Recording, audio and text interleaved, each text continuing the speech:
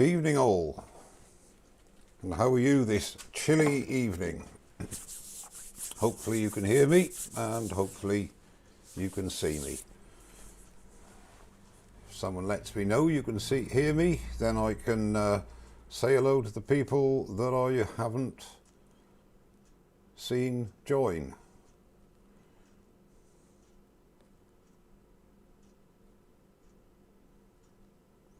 Am I here? Yes, good evening. Evening, Richard. Mr. Oliver, good evening, sir. How are you? Thanks, Dave. Good evening. Andrew, good evening. And Wayne, good evening. Just go back over the chat and say hello to Fraser, Chris Charlton, Carlos, good evening. Joseph King, good evening to you. Lenny, good evening. And let's have a look. Steve Jeremiah, good evening to you. Good evening, Jennifer Staunton, 3 times. Good evening, Chris Charlton. And welcome, of course. Andrew, good evening and welcome. Am I catching up yet? Steve Jeremiah, Hodgepodge, good evening to you. Richard Bearden, good evening and welcome. I think that's caught everybody up to now. Tony Eastham, good evening to you. Woody Woodcrafts, hi, good evening and welcome. Ruth Martinez, good evening and welcome to you. Shay Lenahan retracted his message, that's a bit dubious. Shay, good evening to you.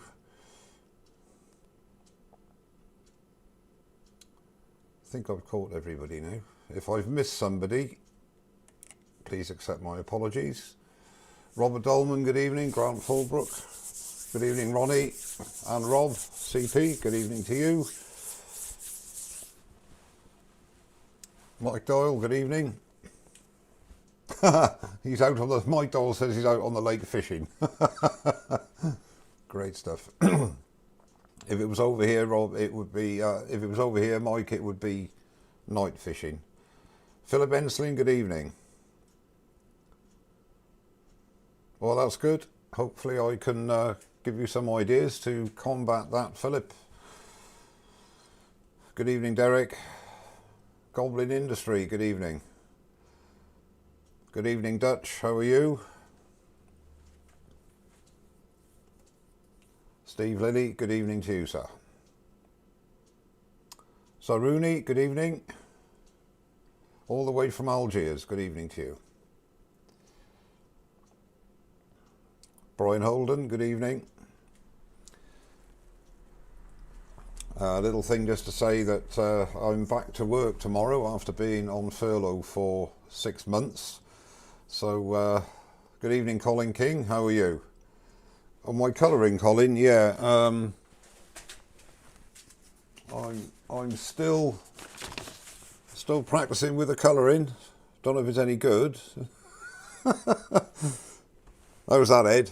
You pleased with that? You proud of me? You think that's good? The big nose over the top? That's my colour. I should put that up here actually, shouldn't I?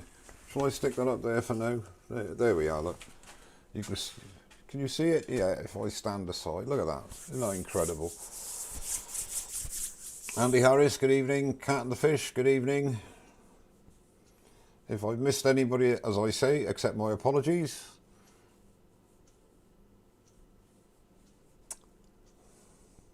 You laughing, Ed? Is there something wrong with that? You know. Oh dear. I'd just like to say, on a serious note, I'm not really against colouring. I just don't really get into it myself. I think some of the things that people produce with colour enhances the wood. I just happen to like natural wood. And I'm not taking anything. It's a bit like segmenting, you know.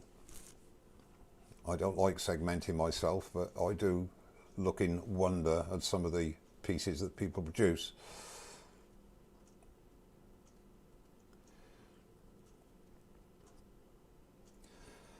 Yeah, I was hoping Adam Jackson would be in tonight, but I don't suppose he's made it.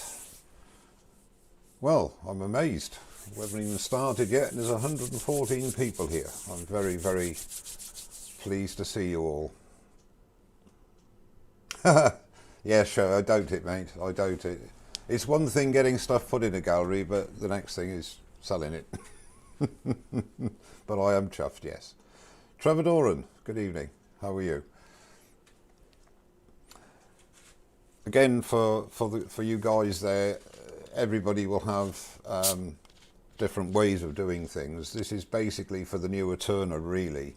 And I covered a little bit of it in the last live.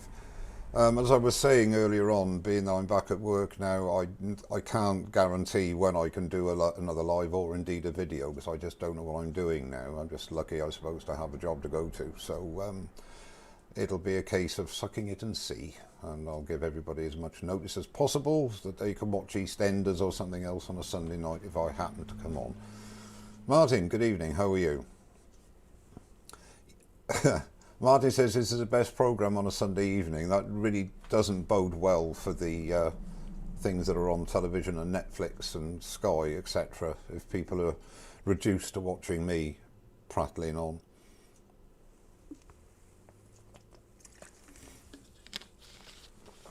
Douglas Mungum, good evening to you, sir. Just going to go to the break a second. Yes, thanks, Leroy. Yes, I am. I'm a bit. It's going to be a bit of a culture shock going back to work, but I've got to have a refresher tomorrow. Actually, Joseph, get me back into the swing of it. Just going to have a quick vape.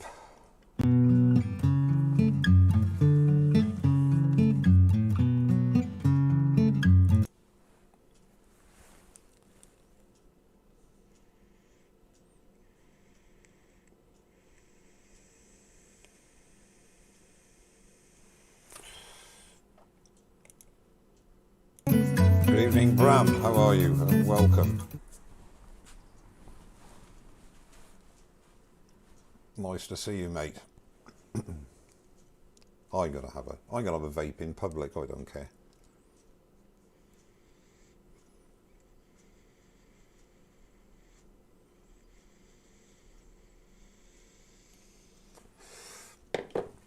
Okay, just a couple of minutes to go.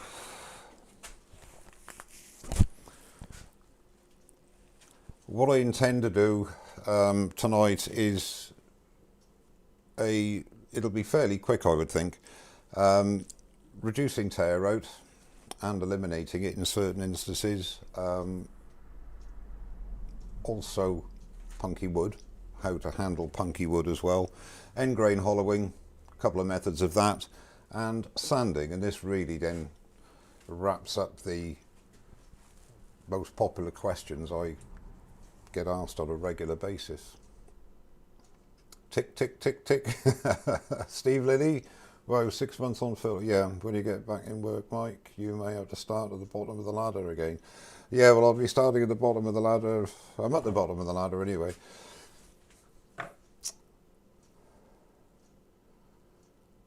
I'll tell you what, actually, on a fairly serious note, I'm not looking forward to going back to work as opposed to being here and being able to do what I want to do, but I am quite looking forward to it, actually.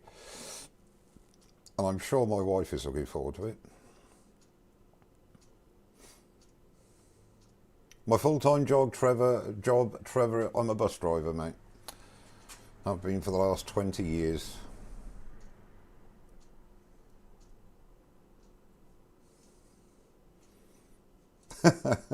Wayne Bigfoot, good evening. How are you?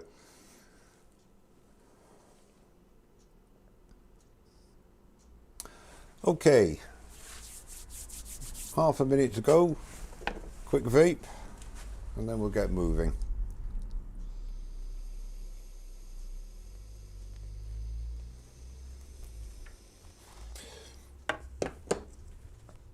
Good evening, Mick Stratton. How are you? Okay, it's 7:30. So today's live is going to be the last in the sort of mini series on the most popular questions I get asked. I made a couple of little notes here so I don't forget anything, and obviously at the end, if anybody wants me to demo anything else related to it, if I can, I obviously will.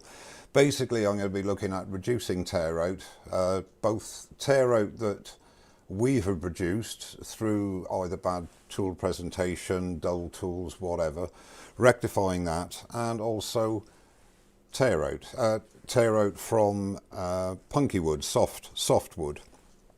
And a method I use, there are various methods for stiffening up the fibres, but I'll go through the method that I use. Also, I get asked a lot about end grain hollowing. People have problems with that. So I'll be running through that with a 3/8 spindle gouge, 1/2 inch spindle gouge, and various methods I use. This is for small end grain hollowing like goblets and boxes. 6mm mini carbide from Simon Hope. I don't have a specific one I always go to. I like to vary things to keep my eye in with all of them.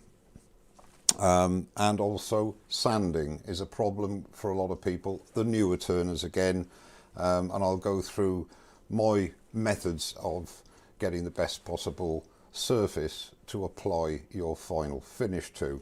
And again, there will be various opinions about this, but this is what works for me, and I'll be relaying it to you. So we'll start off by going to a little platter which is of pine, and I've chosen pine for a reason, because people always say pine's a terrible wood to get a good finish on. It's open grained. Yes, it is. It's not the best wood to turn, but it certainly puts us on our metal to get a decent finish. Now this piece here is, as you can see, it's got tool marks. That's not the bit I'm really concerned about. If you can see, if the light picks it up, we've got torn grain, and I've done this myself on purpose, believe it or not, before Ed Oliver says anything. So how could we eliminate that? And the way I look at it this way, for a new turner, if you could eliminate some of your problems on wood which is not the best quality for turning, then you're halfway there, or nearly all the way there actually, of being able to do it on what I would term decent wood. Now this has got a knot in it, it's got very wide grain as you can see, and it's got a fair bit of resin there as well sticking out. Now the main problem, which touches on what I was talking about briefly in my previous video, previous live, is one thing which is extremely important, obviously, is sharp tools. The next thing is your traverse across the piece in relation to the speed at which the piece is turning. Now I've got this on because this is cross grain. Okay, there's end grain on two sides, but it's mainly cross grain, and I'll also do it on end grain. So the theory is the same, whether it be a bowl or a platter in this case, or a goblet, a box, or end grain tear out. So if we start the lathe up, again, make sure that the tool rest is at your right height. Now you can see I'm going to be just turning this now at, we'll just go 825, 800 revs. Now I'm just going to take very light cuts, start the cut, nice and easy. Let's just stop there and see how that bit looks.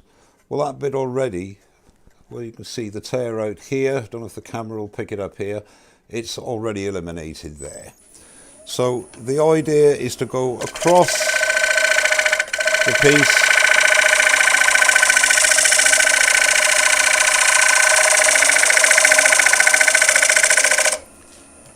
stop again and have a look. Bit of a tool mark there, but let's start again.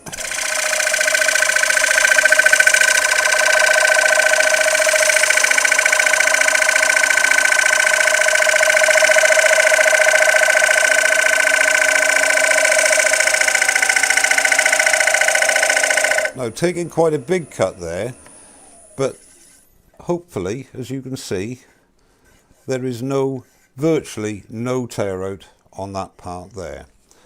So that the object of the exercise, this wood is really not a good wood. The object of the exercise is to maintain that right the way through your cut.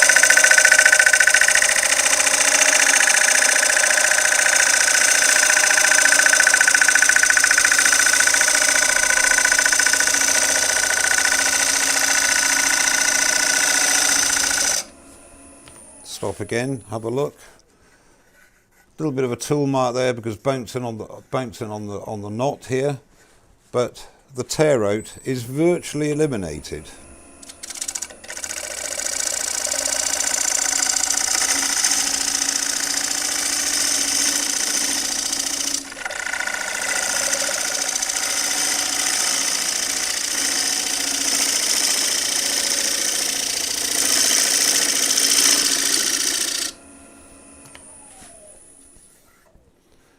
You can see there, we've got the tear out here, no tear out there. I'm not talking about the tool marks here.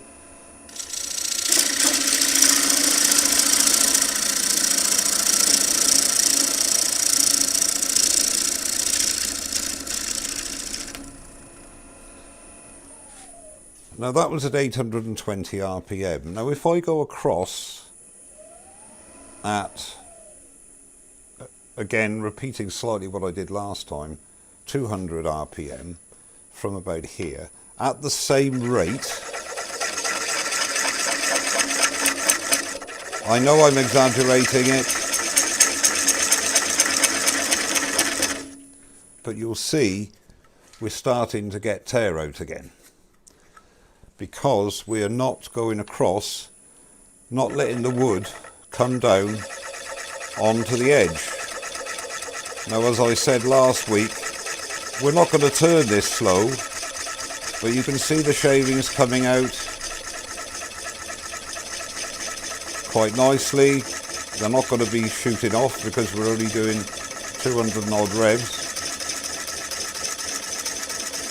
But I'm allowing the wood to come on to the edge. And if I do that, that gives me a much cleaner surface. Now the other thing is as well, again, speed can sometimes be your friend. If you turn this up to 1200 RPM, you can go through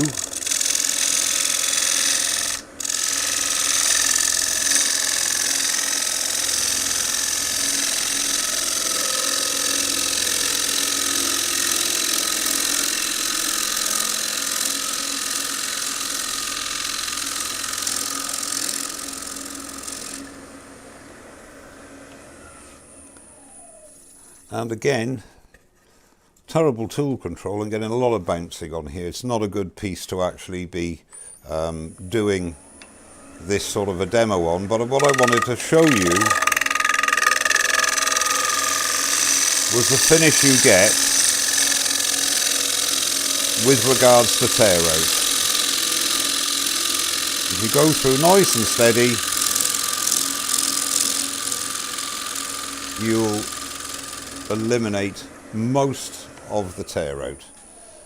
So again, the important thing is to remember to feed your tool into the work at a rate that is proportional to the speed that you're turning. If you don't like turning fast, that's not a problem.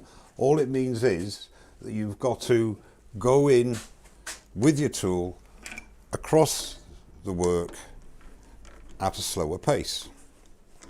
Now this is a piece of sweet chestnut, the same I used last week, and the same thing applies there. I'll just go through that very briefly with a spindle gouge. I'll take the 1/2 inch spindle gouge here, and the same thing applies. This is cross grain, obviously end grain, I beg your pardon, and make sure that your tool rest is at the right height. And again, the same thing applies as I showed last week. If you do it at a very low rate, we're doing, I don't know, 200, is it? 210 revs RPM. If I go across there at my normal rate, I'm going to be getting a lot of tear out.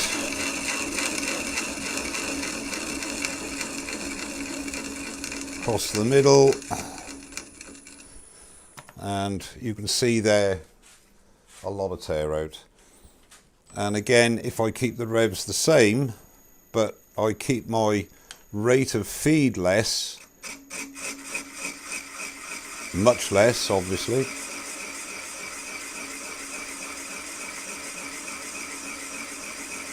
I'm letting the wood come down onto the edge. Now I make no apologies for repeating what I did last week, because there might be some people that are here this week weren't here last week. As you can see there, a marked difference in the quality of the cut.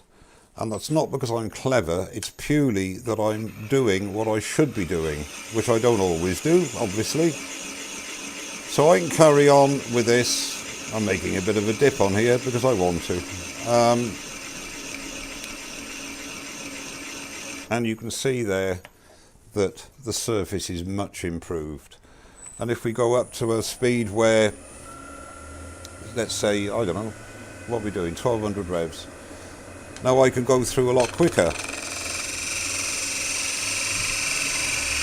That's a much better experience for me, just nice and steady.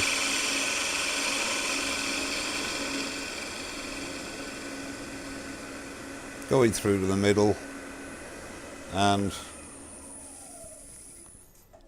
virtually, well, there isn't any tear out at all. So again, whether it be end grain or cross grain, whether it be a bowl, a box, a goblet, whatever, to get a good surface, you need to take your time when you're making the cut. Allow the wood to come down onto the edge. Now Punky Wood, and by Punky Wood, normally spalted wood is punky. Now if you see this piece here, spalted beech, hang on, let's go to the overhead. Yeah, piece of spalted beech here. It's not too bad actually, but there are a couple of areas here, and again hopefully the camera will pick it up, are quite soft. Now the same thing applies to Punky Wood. I'll just put a little bit of spare in there. Love you as much as I do. I don't need to waste wood, do I? This is a piece of punky spalted beech. Again, taking my trusty 1/2 inch spindle gouge. I don't actually know whether this is that bad.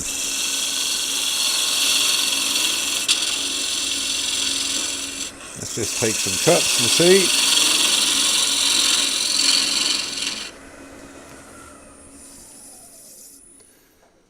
Actually, that's not too bad at all. So that is not a very good example, but what is a good example is this piece I got here. And I got to show you something. Let's hope this works. Excuse me a minute, a bit of Heath Robinson, as most of my things are.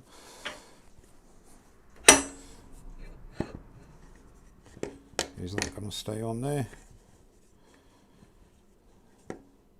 Yeah, hopefully. It might not. Okay. Just move the camera a little bit. Right. This is not very safe, but hang on, let's do it that way. That's better. That should do for what I want to do. Okay. So you can see two pieces of wood here. This is a piece of, it's either sapele or it might even be mahogany, I don't know, but it's very tight grained. Now this is very punky. By punky I mean soft wood because of the spalting. Now there are various methods of actually reducing the soft areas, and that is to stiffen the fibres, so when you actually make a cut, you can make a cleaner cut. You won't be sort of pulling out the fibres. Now, as I say, there are several methods of rectifying this. One of them is to stabilise it with a, I think it's called cactus juice or something similar like that. I've never tried it. There's plenty of information on the internet about that. What I tend to use is sanding sealer, which is what we use virtually every time we turn. And if it's really bad, you can go to wood rot, wood hardener. And I've got some Ronseal which I use, but I've only used it once, and that was on a big beach bowl. Now the point I want to show you is this. The whole idea of introducing sanding sealer to a piece of wood like this is to harden the wood. Now on this piece here, if I put a little dab of sanding sealer on there, it will absorb it, but it's spreading because it's actually running over the surface. Now if I put it on this soft bit, you see how much of that, look, it's disappeared. On there it's still wet. On here there's hardly anything. The wood is just drinking it. And the idea, and again you can see it's disappeared into the wood. Now the idea of introducing sanding sealer before you do any cuts or anything is to prepare the wood, as I say. So you keep feeding it the sanding sealer or the wood hardener until it stops drinking it. It's a bit like applying Danish oil to a piece. If you're putting that as a final finish, you might, the first 3 or 4 coats, there's going to be areas where the wood is softer, it's going to drink more, and the whole idea is to get an even coating, if you like, of Danish oil. And the same with this, you just keep feeding it. I mean, I obviously let it dry 10 minutes or so in between each little application, but as you can see, it's just drinking it. Now on here, it's still there, look, it's still on the surface, so it's gone down a little bit but not too much, and they're both end grain. And I hope that proves the point. So if I put it all over here, I would imagine most of that will just disappear as it is. So that is a way of stiffening up the fibres to allow you, I mean, let's just say that's a bowl, then you would treat all the areas before you actually turn it, because then it gets rid of it. Sometimes it's best, if you can, to rough turn it a bit and get to virtually the shape you want, then apply this method, and then that will stiffen up the fibres for you to get your final shape and your final finish. So that completes the lesson on tear out and dealing with punky wood.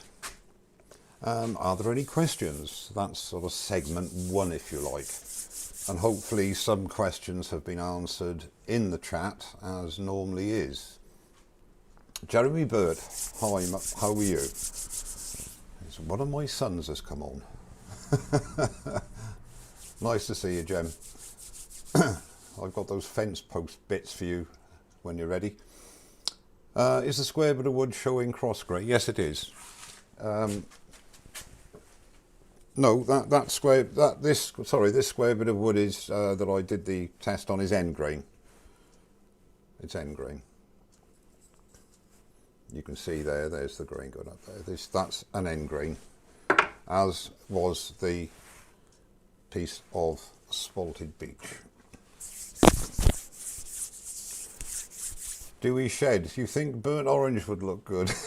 Good morning, Jerry. Oh, good evening, Dewey. How are you, mate?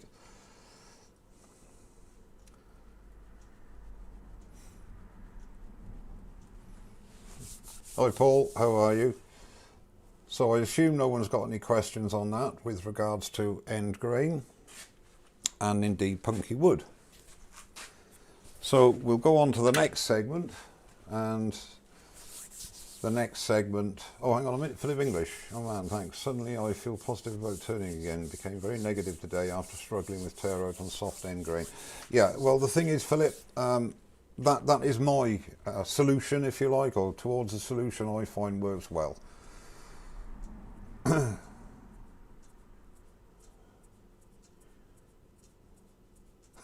No, I don't think I'll be putting the kiln out there, Michael Lusk. That was only a joke on my behalf. Mark Pritchard, Mike, your old Axminster 1628 is the same as the Axminster 406. I think so. I'm not too sure actually, but I think it is. I think it's the new labelling for the 1628, Mark. Good evening, Peter Cross, how are you? Question, can you show the hop scrapers, mate? What are hop scrapers, Dewey? Sorry, mate, you've lost me there. Kevin Ryan, I'm a bit late this evening, but I've learned something already. Well, I'm glad to hear it. That's great. Thank you. Douglas, question, Mike. I have done just undercut a bowl that was spalted, and it gave me a lot of trouble. It gave you a lot of trouble in what respect? Finish, Douglas? Getting a smooth finish on the undercut? Harvey Klein, good evening. How are you? Welcome. My current lathe, Adrian, is a Stratos XL.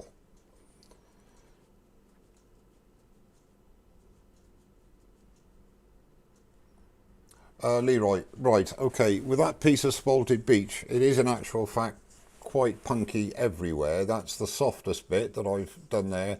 It's is it showing you? Yeah, it's quite soft there. What I would most probably do is treat the whole area and see where it's drinking it and apply more. The basic idea, as far as I'm concerned, is to get it taking no more, so you can actually wipe excess off. Then it's done its job. The Simon Hope scraper. Which one? The negative rake one? Which one, Dewey? I've got several, mate. Mark Pritchard, what did you think of the Minster lathe? It was fine. It was really, you know, I had no problems with it at all. In fact, Ed Oliver, who's a professional turner, he's got one. Many other people have as well. They're very good workhorses.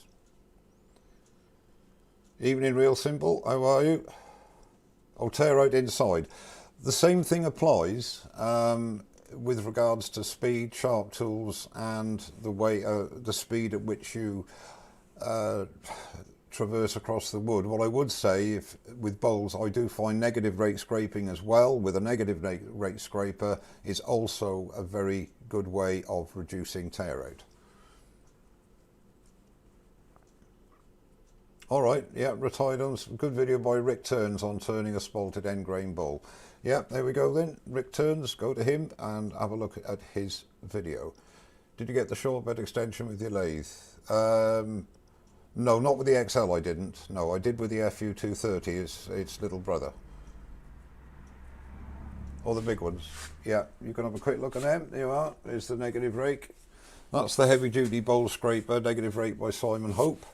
It's a great bit of kit for bowls, it really is. And he also, I'm actually going to be doing a review in the next couple of weeks. He's bought 2 new box scrapers out as well, smaller than those, with the same idea. So yeah, negative. I've been negative raking for years. Float in the bucket and it will absorb all it wants until it, yeah, you can do that as well. Colin Ball is saying float it in a bucket and it will absorb all it wants, but you still have to. Yes, I don't disagree with that, Colin. I wasn't saying that you don't have to have good tool presentation, but what I'm saying is if you've got very, very punky wood, however good your tool presentation is, the fibres aren't going to cut as well as they would if they were a little bit stiffer, and that's the idea with regards to badly torn grain, in my opinion, on punky wood. But yes, of course, it goes without saying, and I totally agree with you, that that isn't going to cure everything. You have to present the tool correctly, the sharp tool correctly, to get the best possible finish that you can. Quite agree with you. My other half must be punky, but a bottle of wine in front of her and she just soaks. Oh dear, oh dear. I hope you understand what I was trying to say, Colin, and not making light of the tool presentation being very important. Steve Robbins, a question. I'm about to start a wool spinning wheel. The choice of wood is oak, ash or cherry. Any thoughts which would be the best, please? I have never turned one of those. I would assume oak, but I don't know. Steve, you'd have to. I do a bit of research actually of that on YouTube.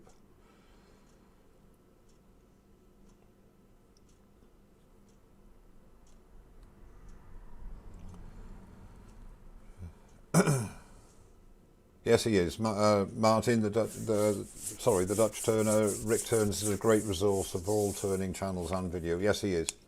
He does a lot of work on that, and he's a very accomplished turner too.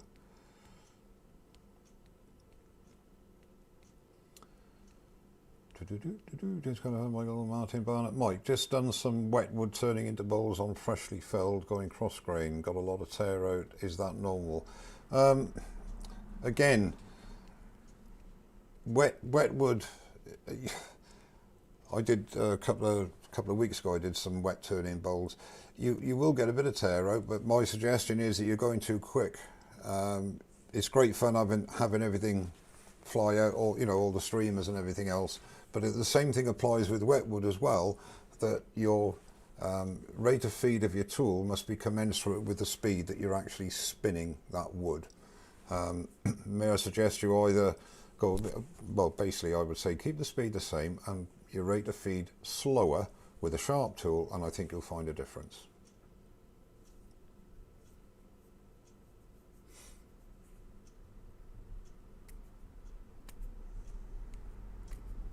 Oh, well done, Rob. Great one.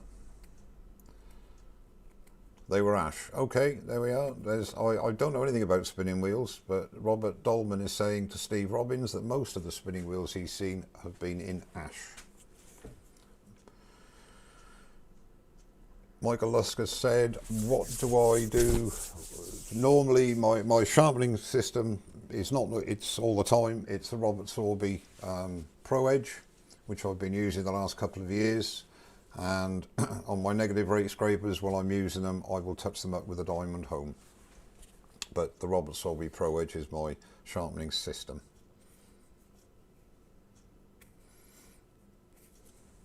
Have I caught up? Yes, I think I have. Okay, there don't seem to be any more questions regarding that at this stage, but obviously after I've finished, we will go into some more questions as well. Okay, so the next segment's going to be hollowing end grain. Again, I'm going to ignore that comment, Shay. So again, there are various methods for hollowing end grain. Again, the reason I put trusty wide-grained sweet chestnut on is for the tear out, but also I just did a few blanks, so that's great. Okay, see if he's running fairly true. Not too bad at all. Okay, now there are obviously many different ways to skin a cat. What I'm going to do is start off with a mini carbide, which is a Simon Hope 6mm mini carbide tool. Okay, it's a great tool. I've got another couple of pieces here to show the other methods. I'm not going to hollow the whole thing, but what I am going to show to you is the way it works. Now, the ideal way is to have it virtually horizontal when the cutter is at 45 degrees. And I always like to do a depth hole, but we'll go without a depth hole here. And again, turning at around 1500 revs on this occasion, just to show you, no pressure, just engage the cut and pivot.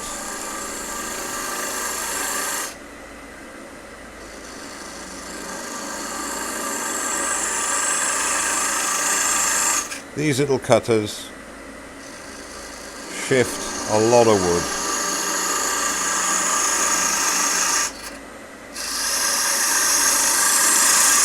I'm using no force, just letting the wood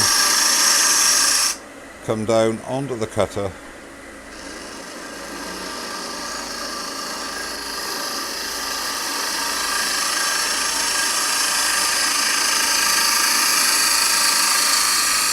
A very effective way.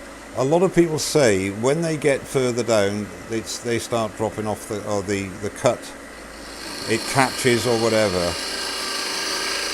Now if I go, how can I do this now? Yes, I can. If what happens is you want to keep on the same plane. Let's get rid of that little novel there. You want to keep on the same plane right the way through the cut. So I'm now horizontal, I'm parallel to the lathe bed. Now I'm going to turn it down for this. Now if I get deeper, I could be up here somewhere. Now that's okay here because I've hardly over the tool rest, but you've got to lose your cut. Consequently, if you go down, the same thing. You can hear that noise? That means I'm too low. Now what happens, my handle is too high. As you progress down the piece, it's quite common for you to look down, and as you look down, your tool rises, and it can also go down, your handle goes up, so the tool goes down below cutting. The whole idea is to practice to keep it on the same plane, because if it's cutting here correctly at this point, if your tool is exactly the same when you get down to here, it's going to cut the same as well. Obviously there is a limit to each tool with the size of the tool, because you're going to get stability issues, but that is what, even if you're doing a very narrow opening, you can't see what you're turning. You have to practice with an open piece to see where your tool needs to be in relation to the wood to get that cut all the way through. So that is one of the methods of hollowing, using a dedicated small hollowing tool for the small, shallower objects. Now the next option, which is an option I use both methods, but the other method is purely using a spindle gouge. Now you can use a 1/2 inch spindle gouge, or in this case a 3/8 spindle gouge. There was a bit of a, and I'm not doing this because of this, but there was a bit of a debate on social media about the dangers of using a 3/8 spindle gouge for hollowing. It should never be used. And I'm going to go to my face here. It should never be used. Now, I'm not into arguing. I always portray the way I feel about things. I've used a 3/8 and a 1/2 inch spindle gouge for doing what I call shallow hollowing, my goblets and boxes, for years without an issue. The obvious problem with a spindle gouge is overhang, stability. I don't use my 3/8 spindle gouge anymore for any length more than about 2.5 inches over the tool rest. 2.5, 3 inches absolute maximum. Even my 1/2 inch spindle gouge is more than adequate for going a bit further, but I don't. This is my tool of choice for when I'm doing a goblet, because it's one tool. I can do most of the shaping, and I can hollow out with it as well, and I can bore the depth hole. But to actually say it's dangerous to use a 3/8 spindle gouge for hollowing, I disagree with. What I do agree with, and what I will forever say, is that a spindle roughing gouge should never see a bowl. It should be nowhere near a bowl. Absolutely no need. That is danger. Using a spindle gouge for a shallow hollowing, in my opinion, is not dangerous.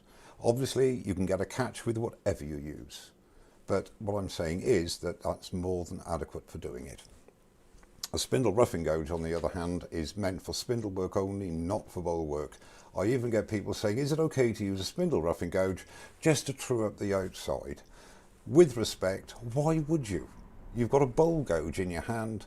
Why not use your bowl gouge to true up and use it for the rest of the turning? I'm just lost for words. Why would you want to use a spindle roughing gouge to true up an end, the end of a bowl? I don't know. But spindle roughing gouge, don't go near a bowl with it ever. This is for the newer turner, obviously, but I will demonstrate now, and if I get it wrong, I've got another couple of blanks to show you that it does work. So we will now go on to the tailstock again. Now what I like to do when I'm doing a box or a goblet is to drill a depth hole, and I use, just make a little V groove, just make a little indent here to start the gouge off, and then raise the tool rest so that your spindle gouge, this is the 3/8 spindle gouge, is smack on center when you are horizontal. Okay, and now what we want to do is just lower it a little bit there, and all we do is feed the gouge into the middle and push. And as you're pushing, you can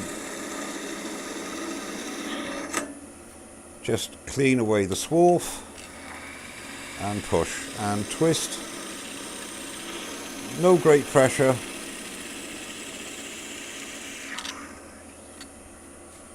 And I've got my depth hole, which is there, and I can go a bit deeper if I want to. Again, on horizontal, keep your flute tilted to the left to begin with, get to the end, and then just push in and spin round. And there you go. So you've got your depth hole now. Just lower it very slightly. Now there are several ways, obviously. You can back hollow, and that just uses just to the left of the nose.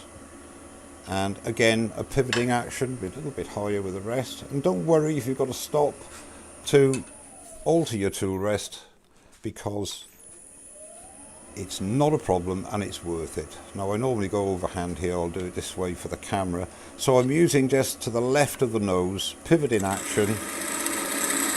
I'm at about 45 degrees.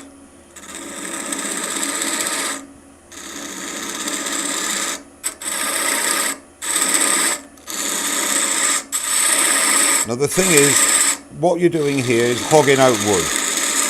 That's all you're interested in doing. You're not thinking of finish here, you're purely talking hogging wood. And you could just keep going.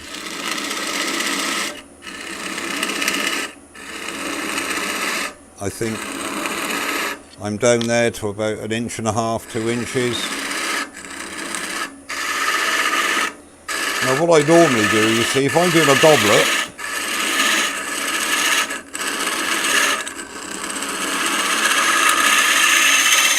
now I'm doing this quickly because of the video, because of time, if you like, but you can see already I've gone down that far, there, which is about 1.75 inches. No, it's not, it's 2 inches. So I've gone down 2 inches in that time, and I can assure you I can go down another inch. Now, the other thing that I do is you can do a push cut, like you would a bowl, if you like. Again, only using the 3/8 spindle gouge. So we go in here, and exactly the same.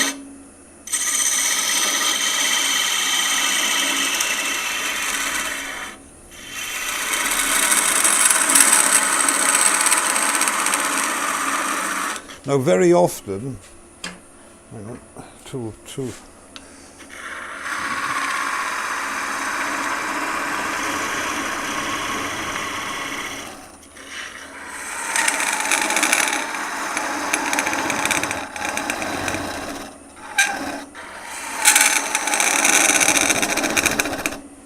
Now that is down to, where are we?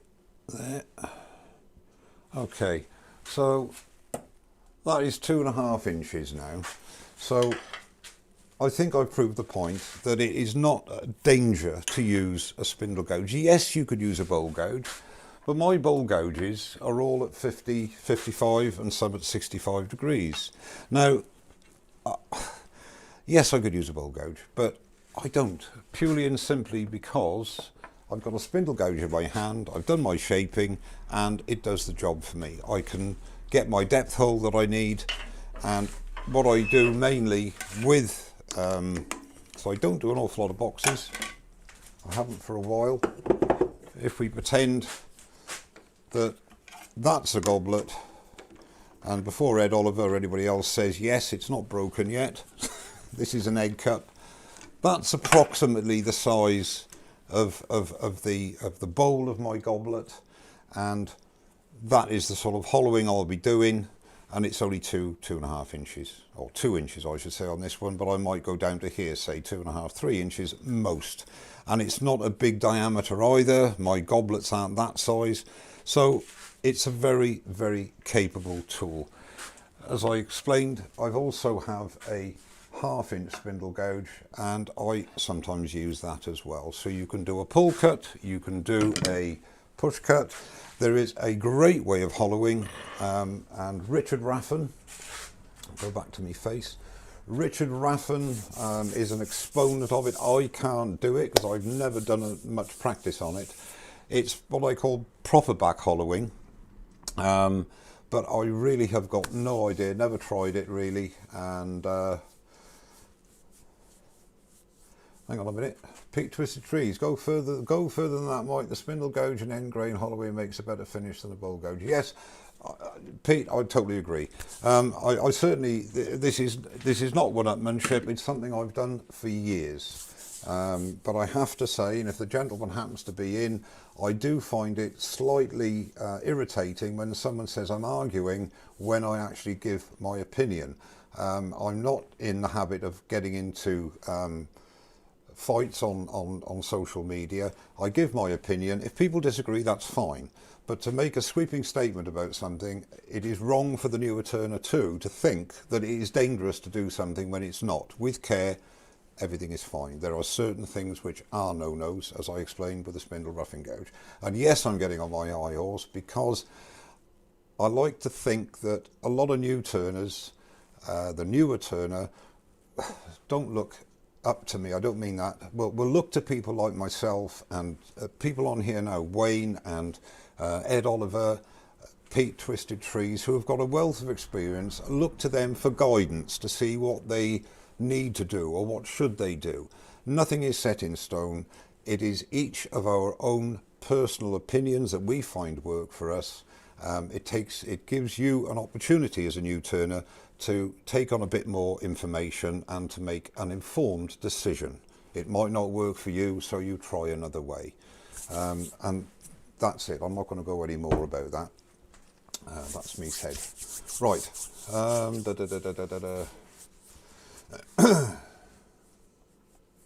Hello, John Mooney. You're late again. Slap on the wrist, mate. Well, it's only because I'm 6'2", Andrew. Well, I used to be. I'm 6'1.5" now. So, you know, at the end of the day, you can hollow.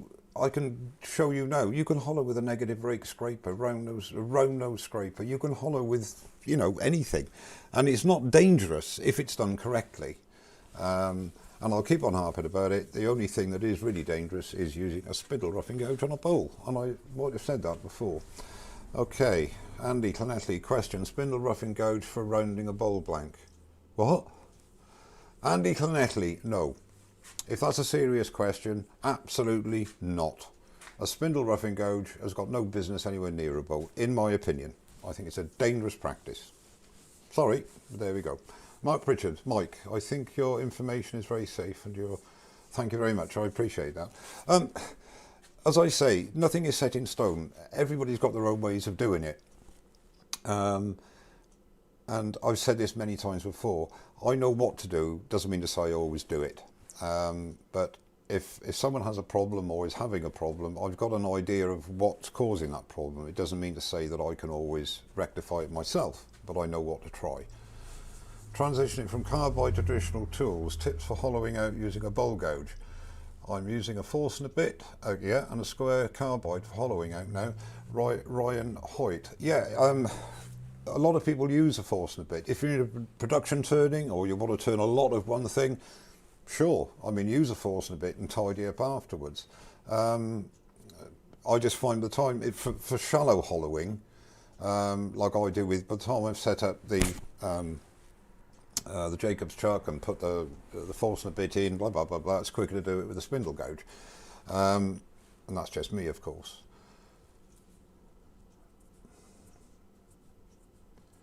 That's my pleasure, Martin. Mike, I've only been turning about 4 years and I've learnt so much from you. Well, you want to look at somebody else then, Barry, because you might become a decent turner if you don't listen to what I have to say. I'm not trying to be an umber-lumper, Joseph. Definitely not, mate. No, I'll stand by my views, as everybody should do. I respect other people's views as well. Thank you, Andrew. You're a gentleman. That's very kind of you. Thank you. But would you always finish with a negative rake scraper? Paul Smith. Actually, yes. Me personally, if I'm doing a goblet, I will always finish with a negative rake scraper. Yeah, that's me. An ordinary scraper would be fine as well, but I just use a negative rake. Yeah. I got 361 people. Oh. Thank you, Dutch. What's the essential spindle gouge size you need, Fenrica? To be honest with you, I think 3/8. I've got a 1/2 inch spindle gouge, but I don't. Thank you, Russell. That's very kind of you, mate. Didn't even know you were in. Hello and thank you very much. I think if you're going to use a bowl gouge, 3/8 bowl gouge would do an awful lot of work that a 1/2 inch spindle gouge would do, and better sometimes. So 3/8 spindle gouge, it would be my advice.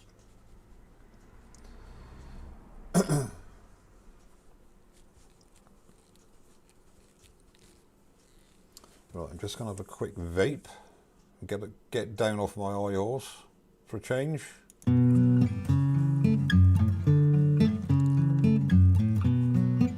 Simon Watson, Mike, I've never noticed you use a tool rest other than a straight one. No, I've never used a bowl rest. Well, I have, that's wrong. That's very kind of you, Adrian, thank you. Whoops, let's go back a minute. I'm losing people. But you're a star, Adrian, thank you very much. Who was it asked me about tool rest? I lost you now. Oh, right, yeah, Simon Watson. I've never noticed you use a tool rest other than a straight one. No, I use straight tool rests. Get back to my face. I use straight. I've tried bowl rests, the curved ones, and I must be honest, I don't really get on with them. Yeah, I just use a traditional rest. I've got the round ones. I've got the interchangeable ones. I use those, but basically, I like the traditional shape. That's just me. Hang on, I'm losing it now again. Losing the old Oliver Sweater, and I'm chatting with Russell that makes... Oh dear. Peter 3. When timber is in a bold presentation, you are cutting grain in both orientations. Spindle gouge can hurt you in about a dozen ways when cutting end grain. In a bowl, yes, I'd agree with you, Pete. But not on a shallow, on a goblet or a box, but in a bowl, definitely, I'd agree. I wouldn't use a spindle gouge on a bowl. I never have done. That's what a bowl gouge is for. But I obviously missed the question, but sound advice there, Peter.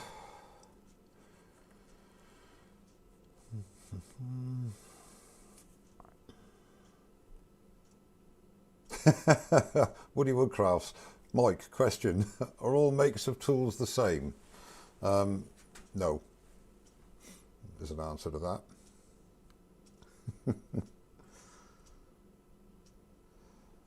Roger Delaney, at what depth would you start using the Hope hollowing system?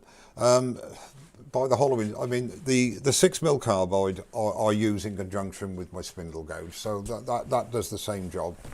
The proper hollowing tools, when I say the proper ones, the bigger boys like Mr. Oliver uses and a lot of other people use as well, and the offset ones, those I would only start using on something 6 inches more. 5 to 6. It depends how big. I mean, if I've got a vase which is like 18 inches, let's say, okay, let's say 12 inches, okay, I wouldn't start with a small. I would start with a job, a tool that can complete the job, so that would be one of the bigger hollowing tools. You pull from centre to outside and push from outside to centre, is that right? What is the safest in matter of catch? Alan Kyron is saying, hollowing, I understand you pull from centre to outside and push from outside to centre, is that right? what is the safest in matter of catches? Well, they can. I think the push cut in hollowing is more prone to catching, because you're starting from the outside working in. If you get a catch in the outside, as you're working your way down, there's dare I say, a bigger chance of putting the piece off centre with that catch. If you are going from the inside out, I personally feel that is a safer way, but there comes a point when I like to go with a outside in with a push cut to get a better finish and to go that bit deeper with a less stable tool, if that makes sense. But I do normally start my hollowing from inside to out, but you have to be very not careful, but you have to be able to maintain your angle all the way back to maintain the cut, and practice is the best thing, as with anything. I'm just going up on the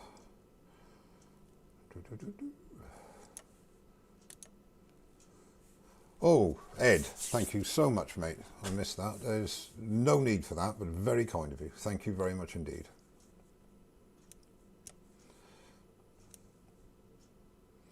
Brian, thank you. You are a gentleman and a scholar. Much appreciated.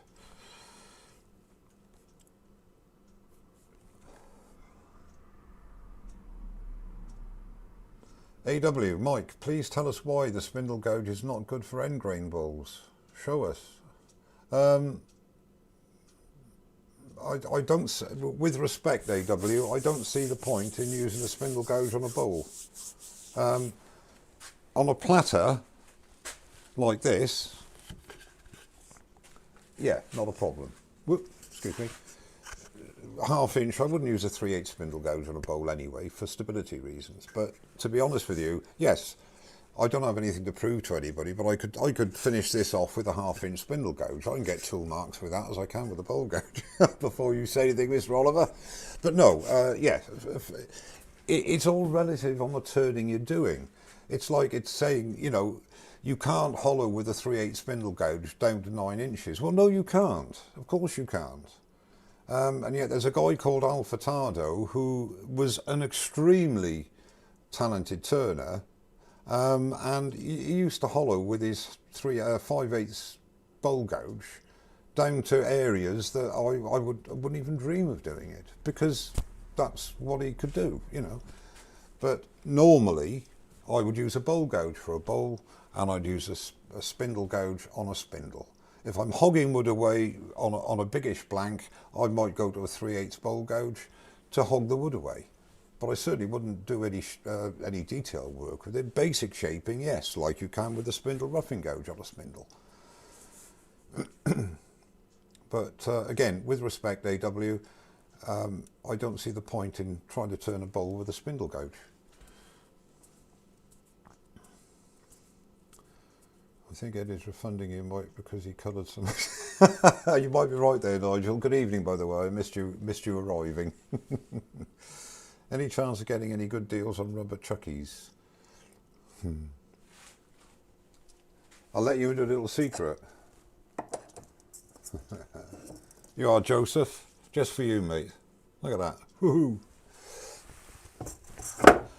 Yeah.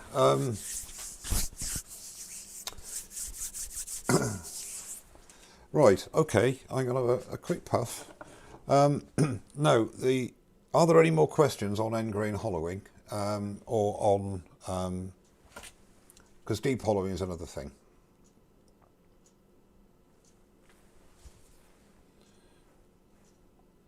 Just go to the break for a second. Prince Peter, thank you very much indeed. I really appreciate that. Very kind of you.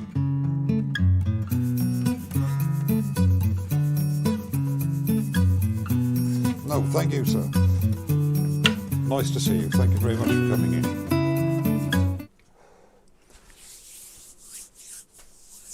Now, I was going to do a quick sanding. That was the last thing, if you like. I get asked quite a lot about sanding. So this is where the more experienced turner can leave the room. I'm just going to put a spindle on, and the same applies whether it be a bowl or a spindle. It all applies. I am just going to put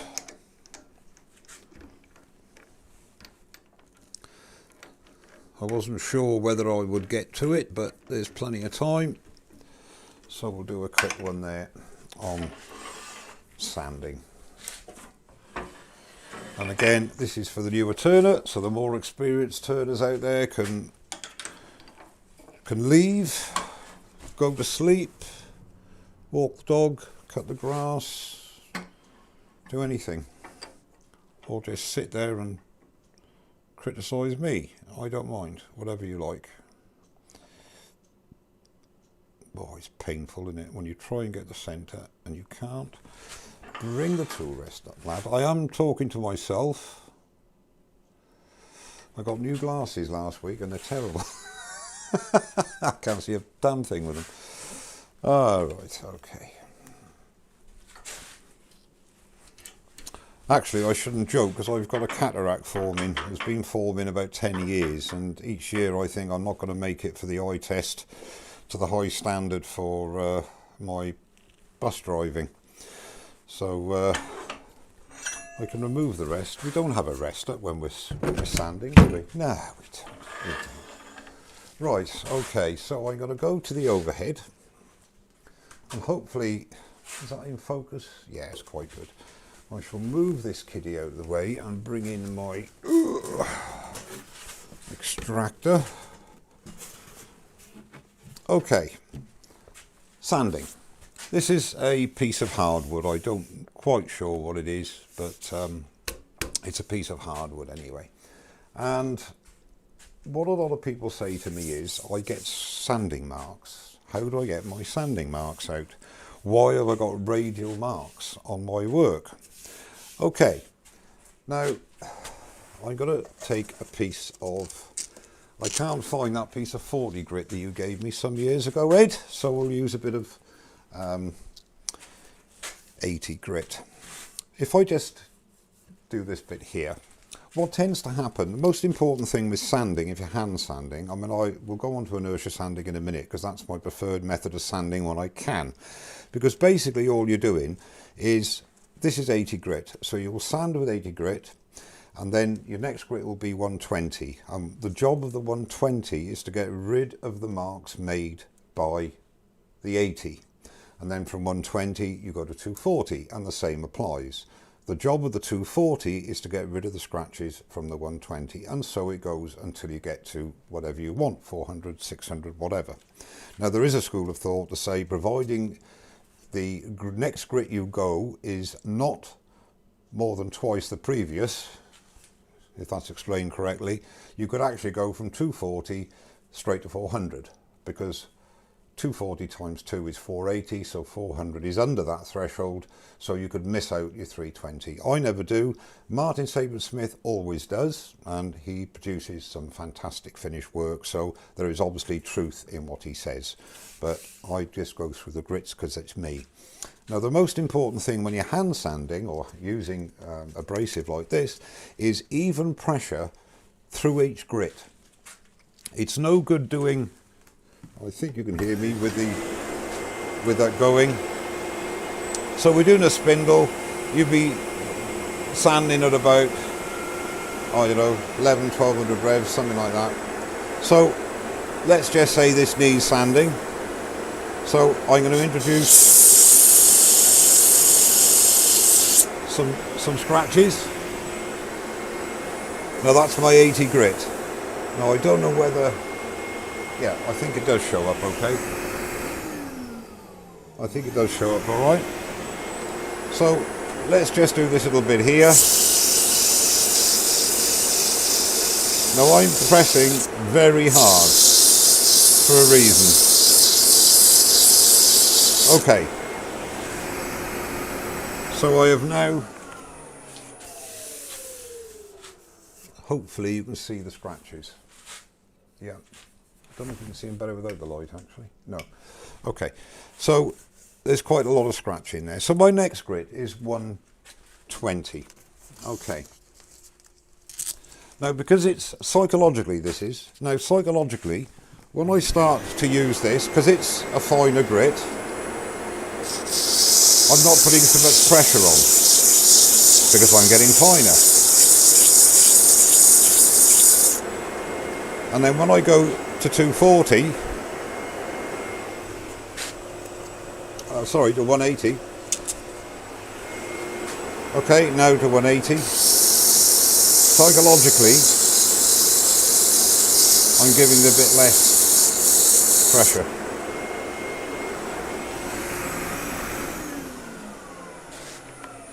And you'll find that there will be marks. If I can I reach the water? Can I reach the water? Yes, I can. Okay, you'll find when that dries. Yeah, I don't know. I hope the camera picks it up. The little dark spots there are still scratches. Okay, I just put some water on there. So you've got, it's very difficult. I was hoping the dark wood would show it up better actually. Here you've got scratches, quite a deep scratch there, here. And that's all from this chappie. That's all from the 80 grit, because I haven't used an even pressure throughout the grits. Now if I use an even pressure throughout the grits, then what will happen is I'll go back to my 80 grit and I'll use an even pressure on wet wood.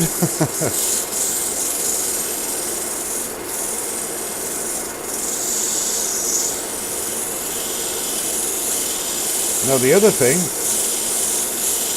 when people are turning pens, they always rub with the grain. I can't understand. If you're hand sanding on a spindle, then what you should do with each grit, in my opinion, is to go with the grain along the piece, and that's your 80 grit done. Now we'll go on to 120, and I'm putting the same amount of pressure on that I was with the 80 grit.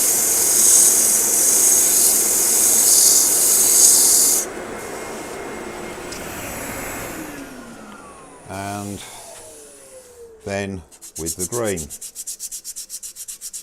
with the 120. It never ceases to amaze me actually that people that don't inertia sand on spindles don't go with the grain like you would with a pen. And then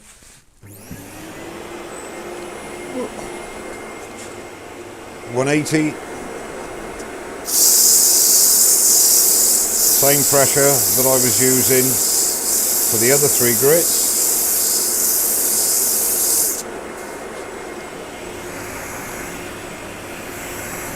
With the grain, turn the lathe off, and again rub with the grain. Now this is just up to 180. Obviously we go through the grits, and you'll have to believe me, because I don't think the camera will pick this up, there are no radial marks there at all, and that's because I've used the same pressure with each grit and also gone with the grain. Now the one thing that again is a question people say to me, oh well, I put a backing pad behind my sandpaper because it gets hot and it burns my fingers. If it's getting that hot, you're pressing too much, you're going too quickly, because heat is not your friend, and a lot of woods like yew, cherry will react with hairline cracks and checks due to the heat. So be wary, do not create heat while sanding, or create as little heat as you can while sanding.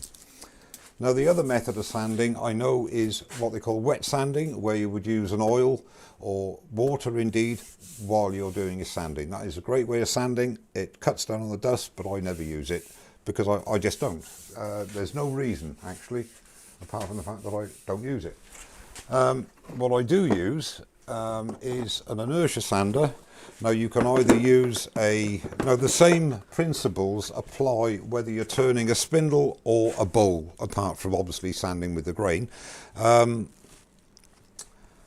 So the same pressure is needed when you're sanding, and the same thing applies when you use an inertia sander, because that is the whole idea, is to keep the same pressure so that whatever marks you happen to produce are eliminated by the next grit. So what I'm going to do here, what I like about inertia sanding is that it gives a random pattern, because it is turning, and you can turn it around 1500 revs, something like that, and what you're doing is sanding right along the piece. This is 120, and what you're doing on this spindle, you're making contact just about there on the pad.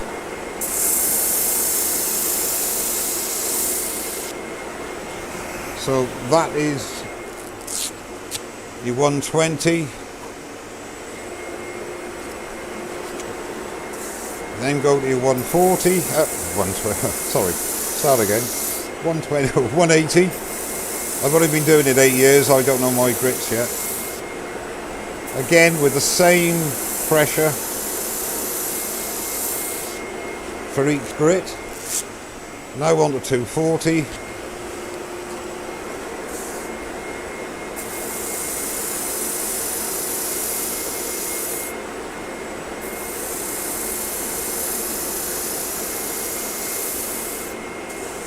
And the same thing will apply if you're using a bowl. Now there, I can assure you, is a lovely surface. It's only down to 240. There are no scratches because they are random. So I've kept the same pressure. I've kept the same pressure as I'm going along the work.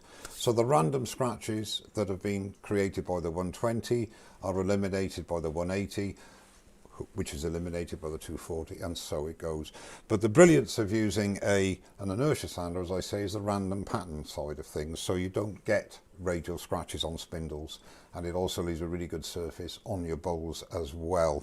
You could obviously power sand, and by power sanding I mean attaching one of these arbors, which has a hex on the end, into a power drill, and you can use that as well as a method of sanding. I've never used it on a spindle, but I must admit on certain occasions I've used it on a bowl, especially where it is let's say a natural edge bowl, or you've got a lot of inclusions and voids in your piece. Then obviously that method is dangerous to use an inertia sander or indeed hand sanding. So there is an option there while the piece is stationary to use either hand sanding, which is laborious but necessary, or you can use an inertia, you can use a power drill, a powered sanding situation. And that about covers it. So are there any questions? As I'll take a quick... Well, thank you very much for the people that are here. 372, amazed, absolutely amazed. Thank you very much for turning up. Okay, now I'm looking at the chat. Has anybody got any questions about any of the things I've talked about tonight?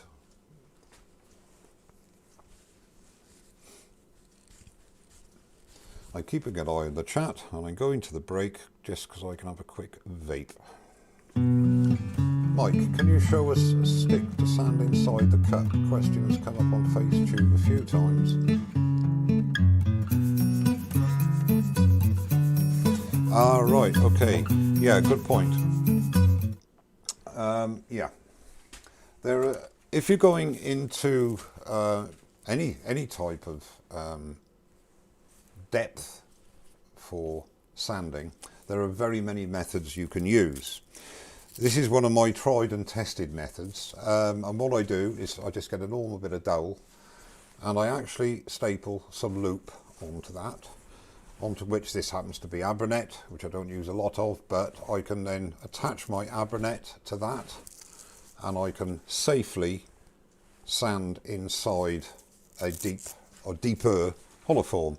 But as it happens as well, all your sanding discs are also hooked, so they will fit onto a loop as well. It's a very safe and very effective way of doing sanding into a vase, let's say, or even a shallow piece which has got a natural edge. You can safely use that. And I've actually gone a stage further where I got a flat one with the same idea, and I literally put a pad on there, and that gives me a nice soft aspect should I want it for a bit of profiling. I've got about 4 or 5 of those. You can get proprietary, this is a Simon Hope extension one that fits onto the, it rests on your tool rest, and it is basically the bigger brother of the ordinary inertia sander. This I use a lot as well. You've got the stability of the tool rest, and you can sand away with your fingers well out of the way of line of fire.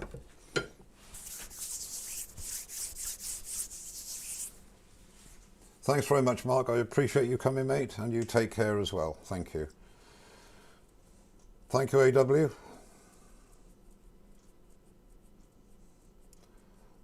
Paul Kavanagh, what about the bottom of a deep form?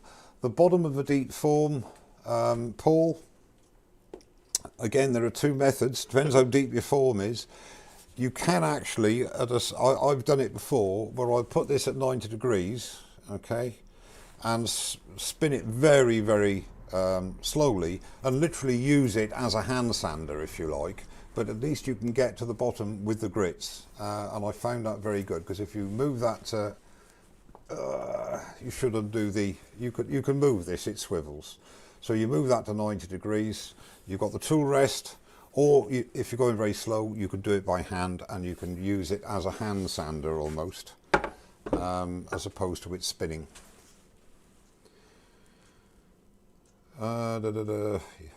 Yes, I do. With the bowl sander, do I keep the bowl sander? That's a pretty good angle, actually.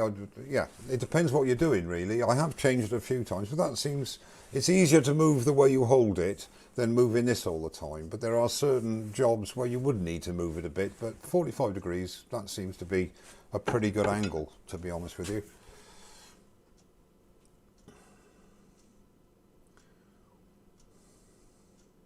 Thank you, Shay. Glad you enjoyed it.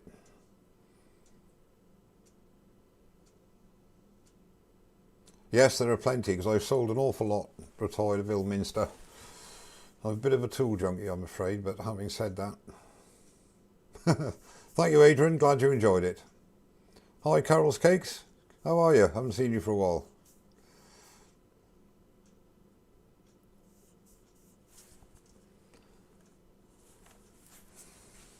Question, how would you sand under a rim of an undercut bowl?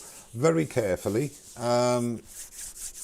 Personally, I would hand sand.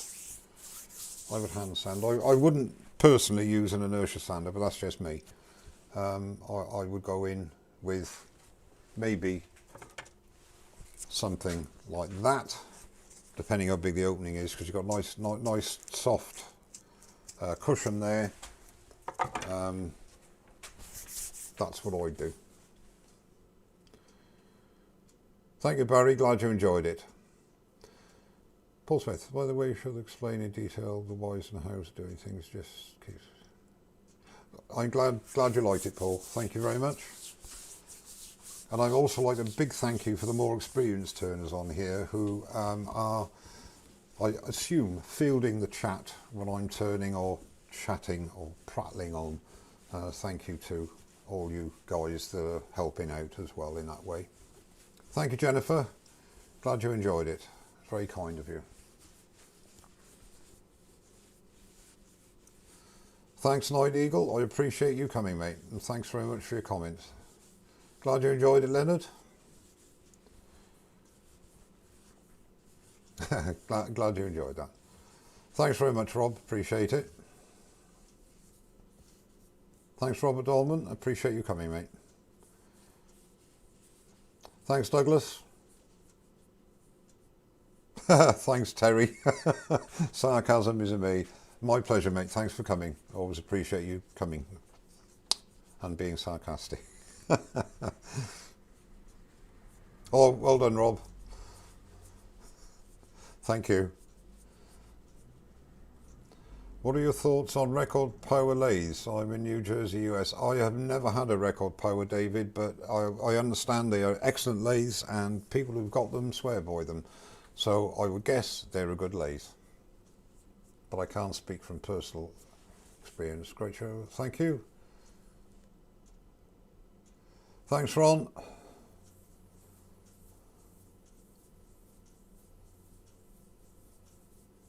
Appreciate it, mate. Thank you, Fall Coast Wood Turning. Simon, I mean. Yeah, get some down and loop. Take care, mate. See ya. Hang on, I'm losing it now. I'm losing me. Right. Question. John M. Do you have any preference for brands of sandpaper? Well, I happen to use Sate, and that's from Simon Hope, purely because I use Simon Hope for most of my supplies. But there's a lot of good stuff out there. I've also got some Abranet, which is quite good. It's a personal thing. As long as it's a good cloth, a good make of cloth back paper, I wouldn't. Then you won't go far wrong. Everybody has their favourites, I think. Thank you, Steve. Glad you enjoyed it. Thanks a lot, mate. Yeah, I need luck for tomorrow. Believe you me. Martin, nice. Thank you. Yeah, you too, mate. You take care, Martin. Thanks for turning up again. I appreciate it. Glad you enjoyed it, Ian. I'm a bit behind on the Priesttown Wood. I didn't have to head off. Thanks, Priesttown. Take care, mate. Sorry if I missed saying goodbye to you.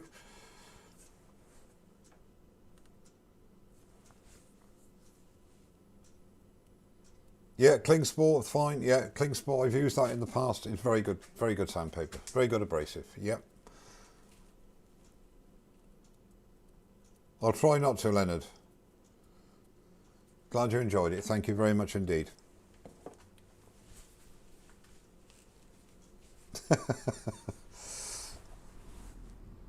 Hello, Colin.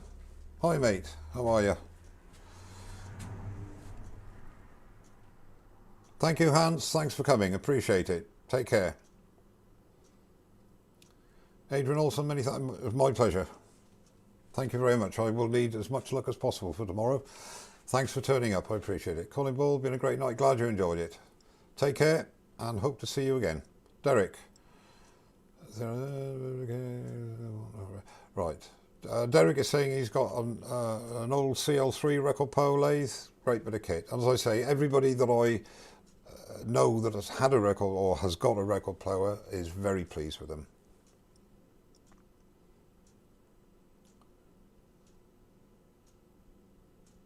All right, Elaine Caron, all I use on there is, you know, hook and loop, and that is the loop, and then the whatever sandpaper you have will just fit on there and it secures it.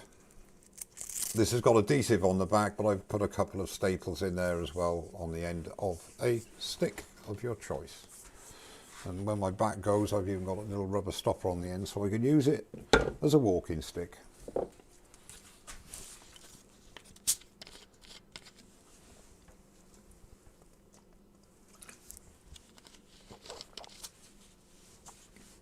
Christopher, I'm not sure if I'll be on next Sunday because I'm back to work and I'm not sure what days I'm working yet. But as soon as I know if I am coming on, I will let you know by Friday.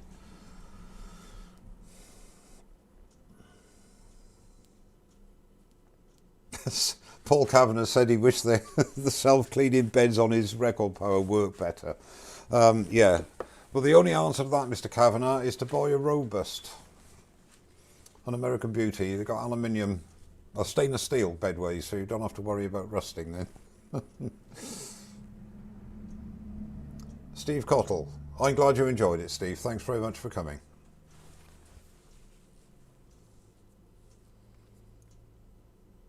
Thank you, Colin. Nah, you didn't. You taught me everything I know, mate.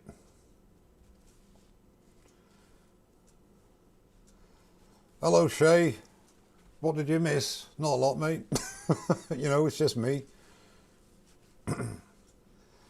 John M, if you had to fill some 1 to 2 millimeter cracks in a bowl blank, would you use CA or epoxy? I personally would use...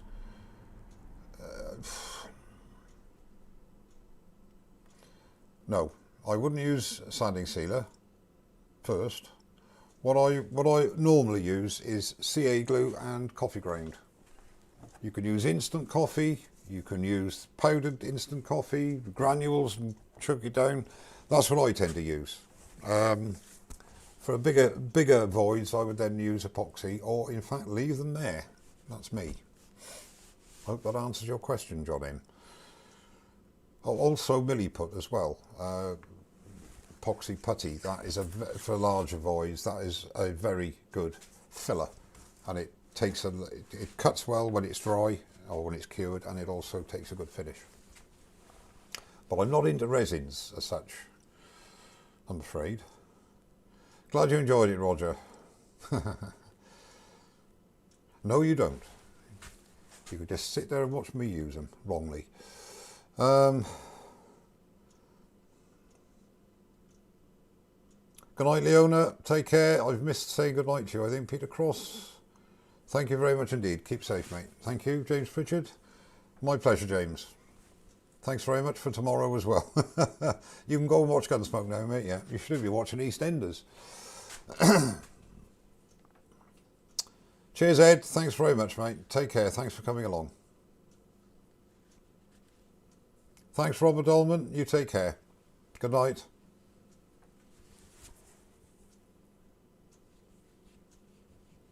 Yeah, you could do that as well. Pete Twisted Threes is saying you can copper wire and the Frankensteiner stitch. Yeah. Thank you, Steve. Glad you could make it, mate. Take care. Good evening, Ian, and good night, Ian. Well, not quite. Going in about 8 minutes, I should think. Thanks very much, Retired of Minster. Glad you enjoyed it. Time for the sack. Take care, the cat and the fish. Take care. Thanks for coming. No, thank you, Leroy. You take care. Thanks for coming. I've seen Mark Sanger use coffee grounds. Have you? Oh, yeah.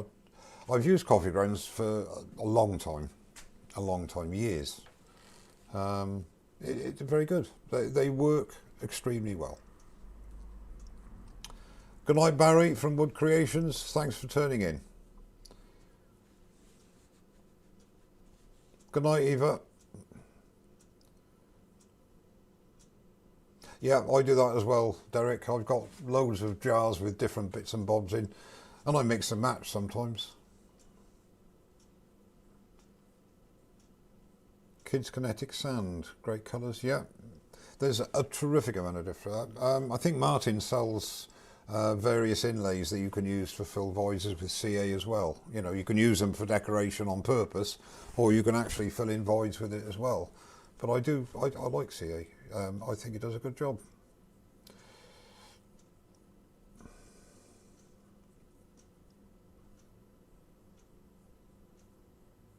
Thank you, Christoph. It's very kind of you. Take care, Andy. Diolch yn fawr nostar. Take care. And for those of you who don't know what that meant, diolch yn fawr nostar is thank you very much and good night. To my mate from Llanelli.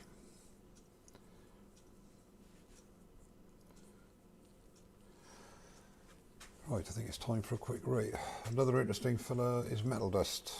Love putting a bit of brass and CA into a split. Yeah, that's another idea. You can literally, you can literally fill a split or a void with anything, really, should you so wish. Thanks, David. I intend to, providing work allows it. Good night, Leonard. Thanks very much for turning in. We'll give it another 5 minutes in case anybody's got anything to say or just have a little chat. And then I suppose I'm going to have to go to get inside. Hang on, is my... No, it's not. It's still there. Harry Aldridge, what's my favourite tool maker? Well, I mainly use Chrome Cryo from Simon Hope. I've got a few Sorby, a few Henry Taylor. There are an awful lot of good tool manufacturers out there, and I think it's a very personal thing, Harry, to be honest with you. I've been very fortunate. Oh, thank you very much, John M. Appreciate it. Thank you, sir. I do tend to think now that when you get a good tool, stick with it. Stick with that manufacturer and get to know it. But it is a very personal thing. It's the same old thing, you know, if you ask 10 woodturners a question, you're going to get 13 different answers. Yeah. Yeah, Joseph just says here, he generally saves all his fine dust when sanding and put them in individual tubs. Yep, I've been doing that for years, and I think a lot of people do that. And sometimes, if I haven't got too finer, I just keep the shavings and grind them down and put them through a sieve. It's a boring old job, but it works. Ah, right, holographic glitter to fill voids.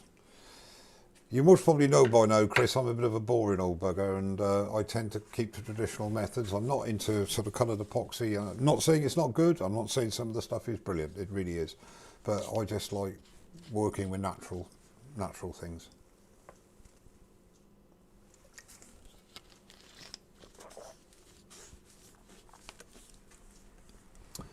Oh, I'm glad you like it. Glad you like it, Colin. Chuck holders are cleat or attached direct to the wall? No, they're on a little cleat. Let me see that, can you? Yeah, look, it's just dowels. There's a dowel on there, and it just slots on top.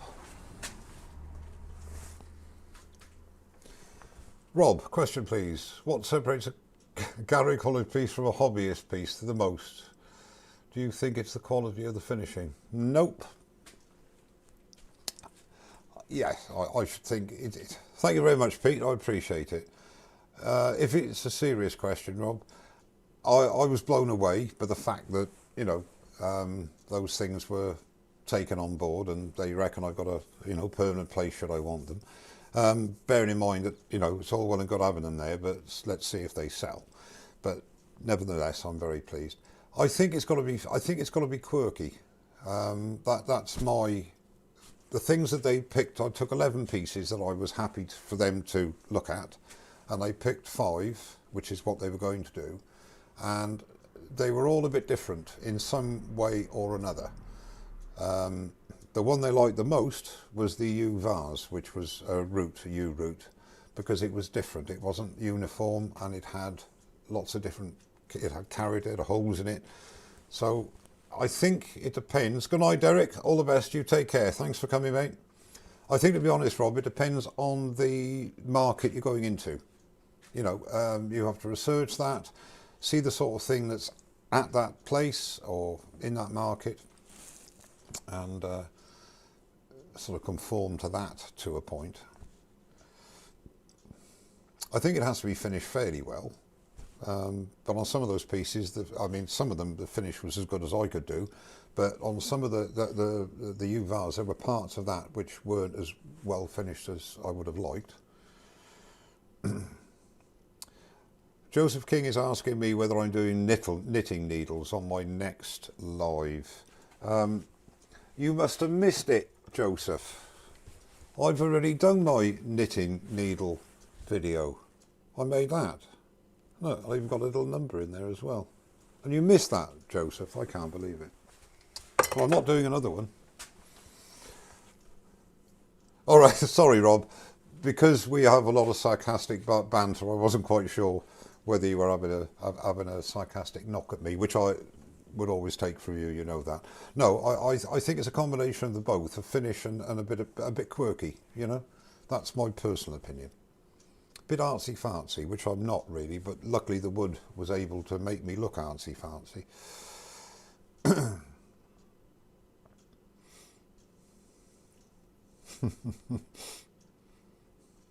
But do me one favour, Rob, please don't stop being sarcastic, will you? You just have to put, if you do a question, put an S in front of it so I know it's a serious one. And a J when you're joking. No, don't do that because that'll spoil it, wouldn't it? That'll spoil the crack.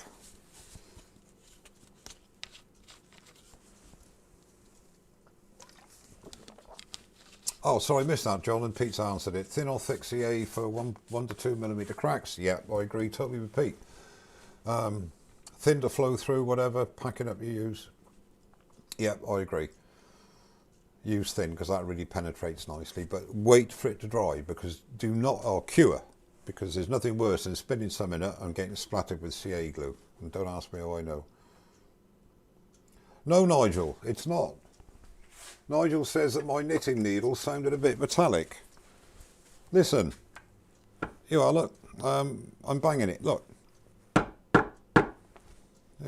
sounds like wood to me.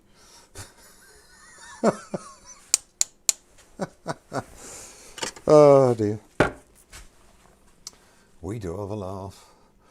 What a shop or gallery wants is something they haven't got. Yeah, you're right, Pete, yeah. You know, you're quite a sage, Pete, Twisted Tree, you know. Quite a sage. Good night, John Mooney. You take care. Thanks very much for coming. It's an excellent point, actually, Pete. I'm getting fed up with you coming up with these good points. But yeah, it's very true. Very true. If the gallery hasn't got something or a style, then they look for that. Thanks, Chris Cholden. Glad you enjoyed it. Good night. And thanks very much for the best wishes for tomorrow work. Actually, not too bad tomorrow because I'm doing some driving, a refresher as they call it, and I've also got to get up to speed with all the COVID systems that we have in place as well.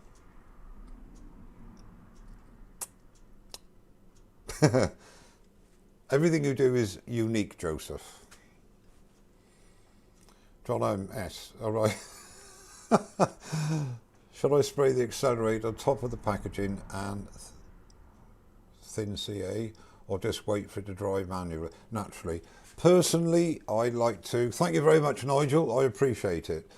Personally, John, I like to let it dry naturally because if you put accelerator on it, it tends to make it a bit more brittle. That's my opinion. That is my opinion. I would leave it dry naturally and let it cure before applying more if necessary.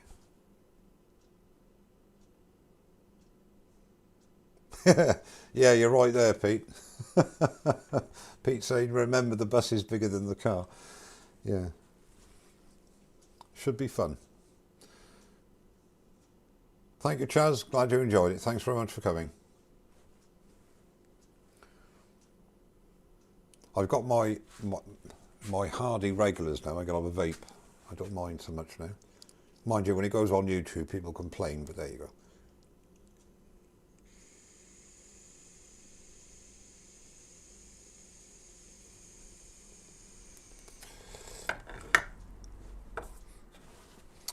An interesting note here. Do you remember that those two bits of wood I put sealer on? That's the teak or whatever it is. It's just stained the top, and I mean I know it's heavily figured, but it's drunk it completely in there. It's down the middle somewhere. So it does prove the point, doesn't it?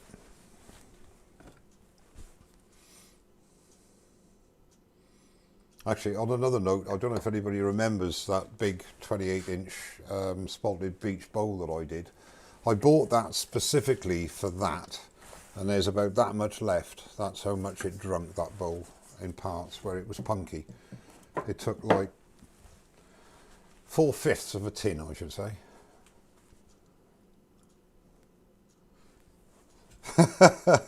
Yeah, you're right. Thanks very much, Lexi. Take care. Good night. Thanks for coming. Now the bearded are saying I'm going to have another vape.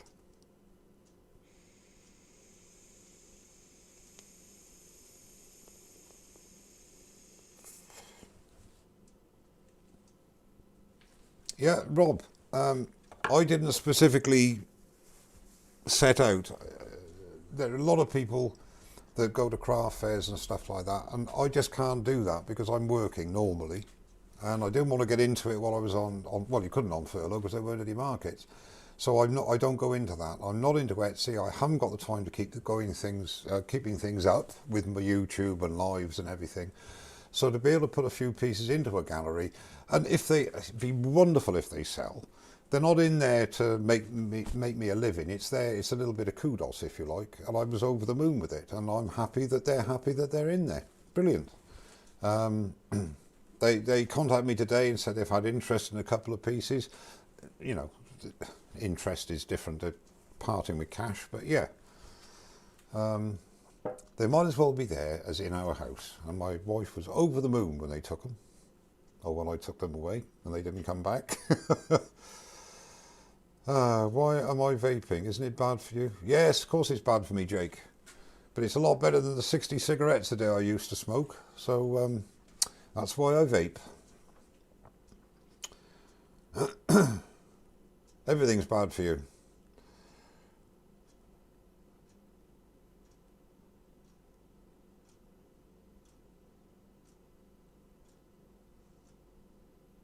Yeah, actually the gallery I'm in takes 40%. 30 to 40% is the norm for galleries, apparently. And I look at it this way. They're giving you space. So, yeah. Thank you, Rob.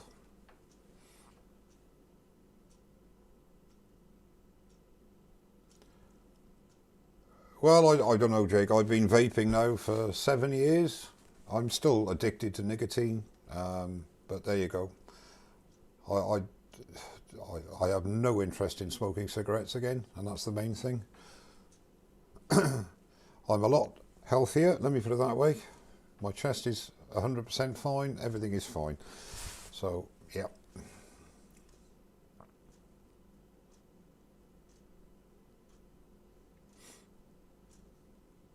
Designer Make, hi, how are you? Bit late turning up, but thank you for coming. I'm going to sign off at 9:15. I've decided that's the time. Complaining about what others do is bad for your health. Yeah, you're right. Yeah, I don't think Jake was complaining. He was merely making a point.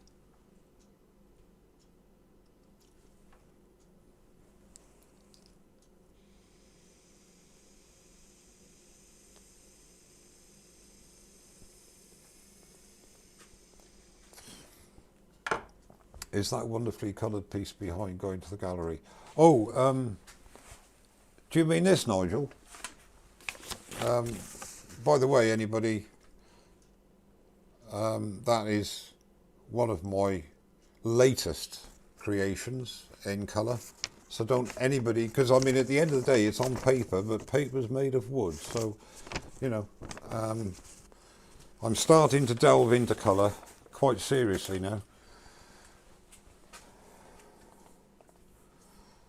Ian in the Shed, who did the scroll saw portrait of me? That one there was done by my very good friend Paul Lockwood.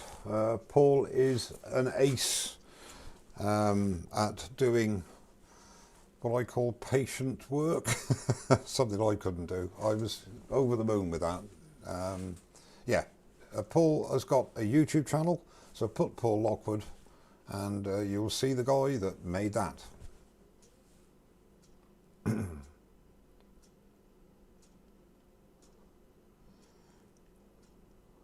Yeah, it is, Rob. It's my artistic side, you know.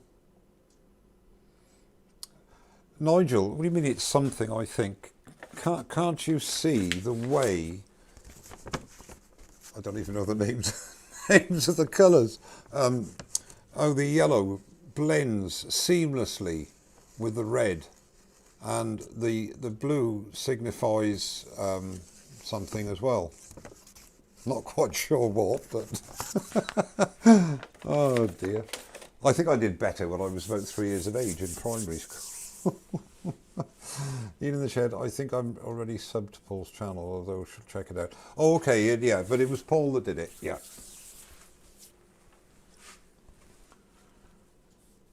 Do you know my big problem, ladies and gentlemen? I just love sitting here, standing here, and chatting with you all. It's good fun. It doesn't go down, I must say to you all, it doesn't go down very well on YouTube though. I do get a lot of, not a lot, but I get enough complaints about, oh, it's too long. And I say, well, it's alive, you know. And I like to enjoy myself a bit as well.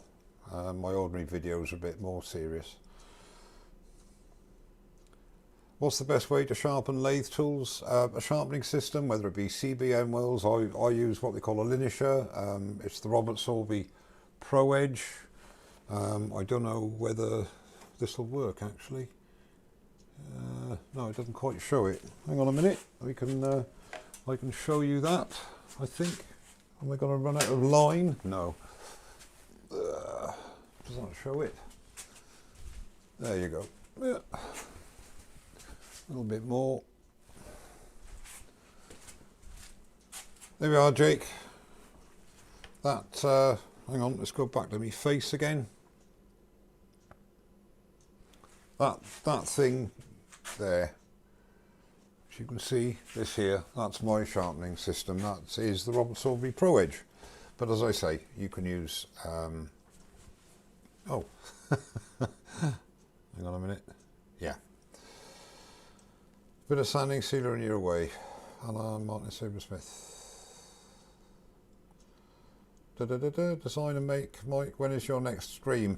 I'm hoping next Sunday, design and make, but I'm not sure because I'm back to work tomorrow and I don't know what they got in store for me. I always let people know on Facebook on the Friday. So if I am live next Sunday, it'll be up by Friday. I mean, my notification will be up by Friday.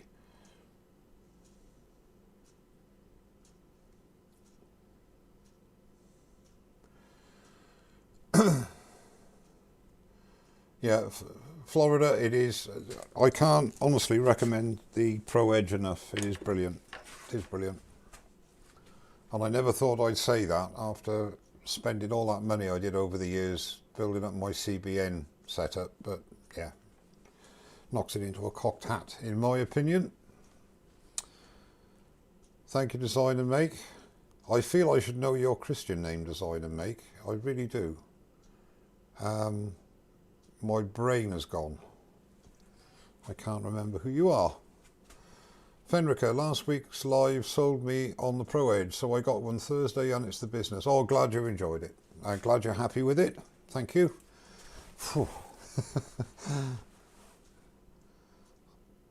Okay, Grant, you take care, mate. See you next time. Thanks for coming. James, right, okay. I'm sure I'll forget James, but James.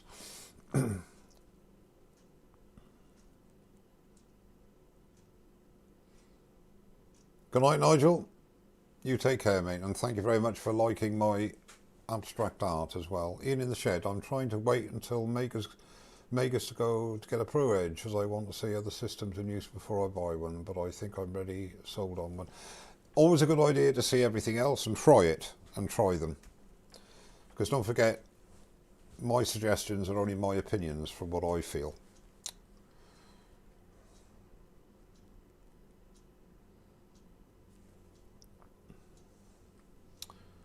Just a shout out for the craft shop at the reopened Ilminster Art Centre. Some lovely turned items. Yep, promote away, retired Ilminster.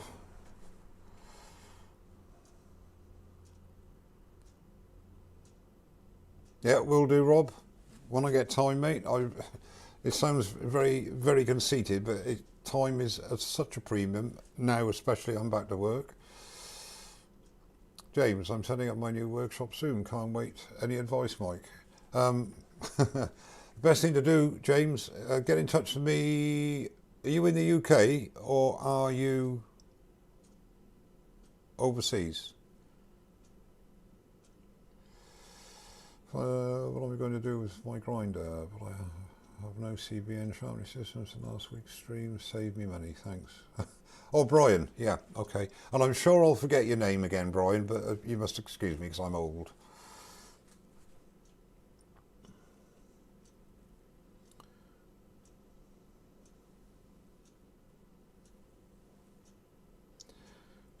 Yeah, UK. Oh, UK. Yeah. If you message me on Facebook, when I get when I'm not working, we can have a chat.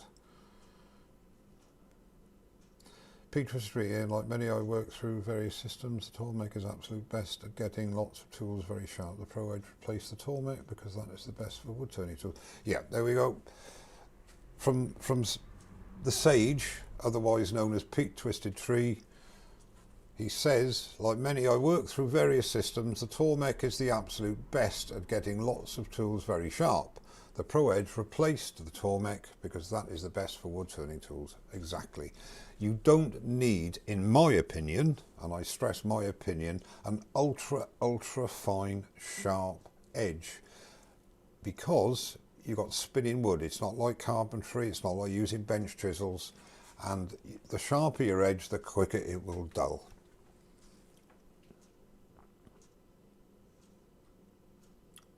Festus Hagen, good. I'm glad you enjoyed the Pro Edge as well. Freehand diamond sharpening guy as of now. That's fine. Forgotten your name already. James, is it? Yes, James, I think. Yeah, I quite often use a diamond card just to touch at the edge, hone the edge. So if you do it on a regular basis, yeah, that's a great way of sharpening. But I just find after a few touch-ups, you do need to, put a new edge on it and then just hone it with the diamond. But yeah, you can do it with a diamond card, of course you can.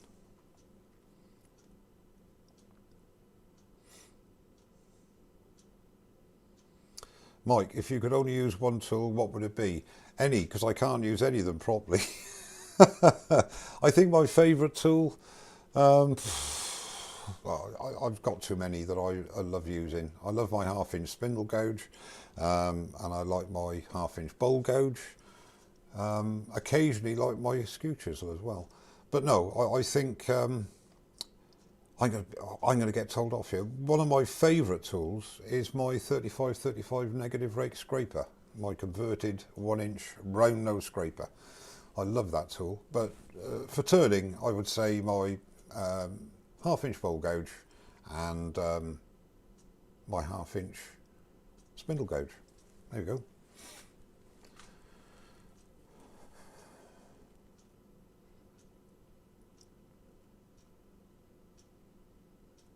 Thanks, Chaz.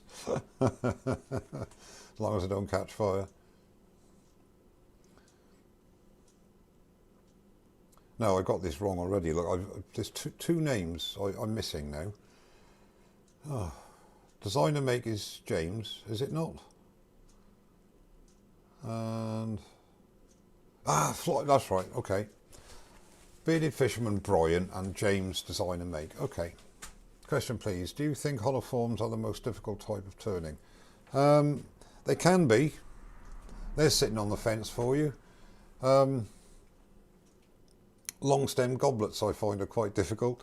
Yeah, I think a largish hollow form with lots of voids and a small opening where a lot of it is blind turning, that's where a laser comes in, which thankfully I've got. But yes, I would think they're the most challenging turning, yeah. One tool, lathe is a rubbish tool without a gouge. But if I have to choose one, it would be the credit card. Fenrica, Mike, are you planning to do a live on scraping and scrapers? I wasn't actually, but I tell you something, Fenrica, make a note of this. Reed Gray, aka Robo Hippie. Look at his channel. That man has made almost a life's work at experimenting with various different scrapers. He is a production bowl turner, and the majority of his bowls are turned with a selection of scrapers. So if you want to have a masterclass on scrapers, he's got a lot of videos out there. So it's Robo Hippie, and You will not be disappointed, believe me. Yeah, I've got that now, James. I won't forget that now. James is Design and Make, and Brian is the bearded fisherman. Let's see if I can remember those names for next time.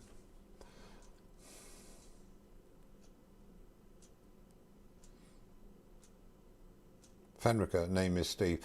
It's no good telling me all these names, you know, because I will forget. I will forget. And I'm not being rude if I do. I've got a terrible... You know, I had a pub for years, and the last thing to remember was names. People would come in. The first thing I'd remember always is the drink they had. That was the important thing.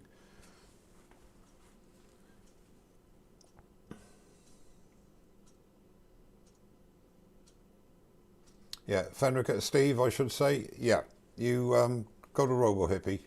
You will learn a lot. Great guy as well. John M. Serious. Can you show us your favourite half-inch spindle gouge, and especially the shape of the flute and your grind? Yes, I can, John M. If I can find it. It's that favourite, I can't find it. There you go. That is my... It's a double ender, actually. It's a Crown Cryo from Simon Hope. But it's not just because it's this half-inch spindle gouge. I just did a lot of turning with half-inch spindle gouge. And the flute is... So, is it? There you go. There's the flute. There's me grind. And I've got a 45, just a 45. I use it mainly for hogging wood on spindles. It's very good at that. I'm doing basic shaping, but it's very good at moving wood. And if I'm in spindle mode, I use that to hog the wood like I could use a 3/8 bowl gouge.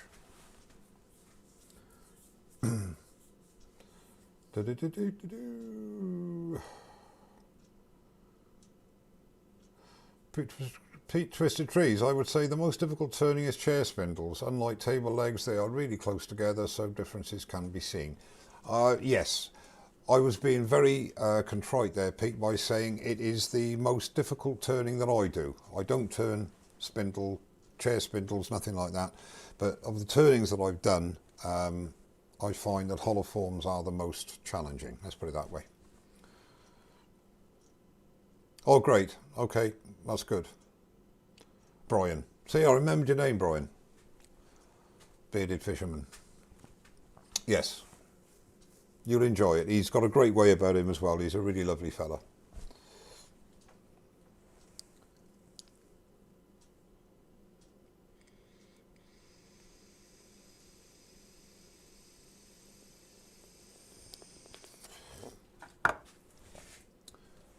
Actually, I would say the most difficult turning is when you're not in a good place with your turning and you're trying to turn something you turn lots of before and it goes wrong. There we go.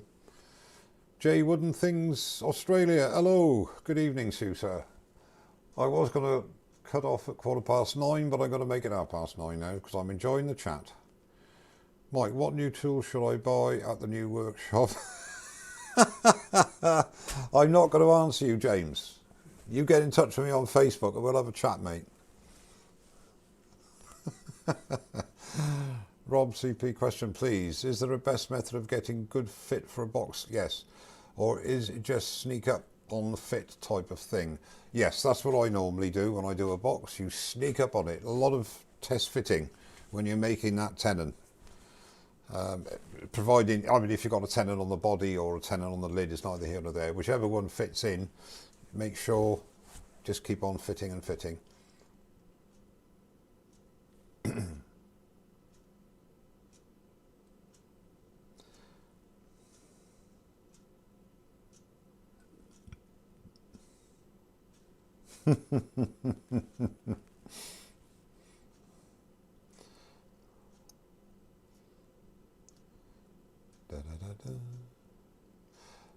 Design and Make, James. Do I actually, answer me really seriously, do I know you? Are you under a different, under a pseudonym? I know obviously Design and Make is a pseudonym, but I can't think, I feel I should know you. John M. J. My brother Steve M. lives in Worcester. Oh yeah, and when you come to visit him from the US, we'll come and buy you a beer. If you remember, outname is M. That'll be great, John. I look forward to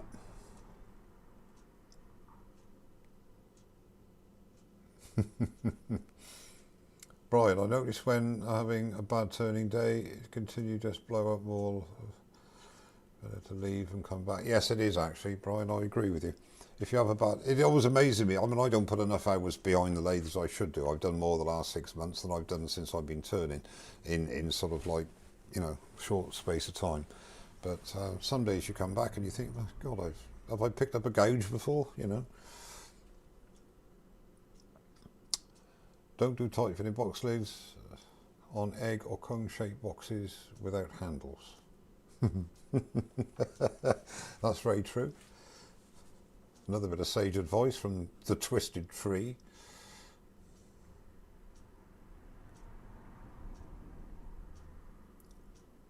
I mean, I have a channel and watch your videos a lot, but I don't think you would know me otherwise. No, well, that's all right, James. I will try and pop across to your channel.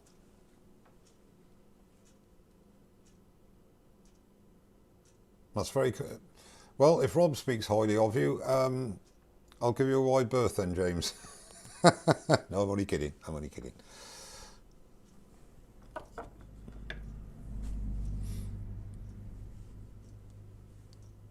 Yeah, the thing, it's a bit of kudos, a tight fitting lid. Having the pop on a lid is great, but it's not a very practical thing to have if it's got to be used like a jewellery box, etc.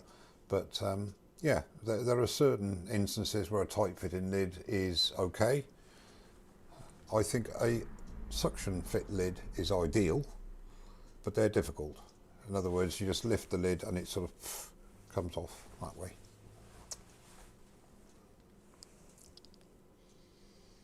Actually, I haven't turned a box for over a 12 month, I should think. How disgraceful is that? Brian, I'm learning on a small piece of wood, so I tend to cut out too much wood. Damn, one more pass problem.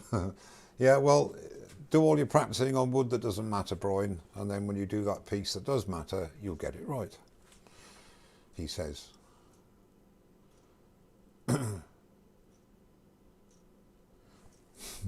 Well, don't forget to put handles on them then, Rob.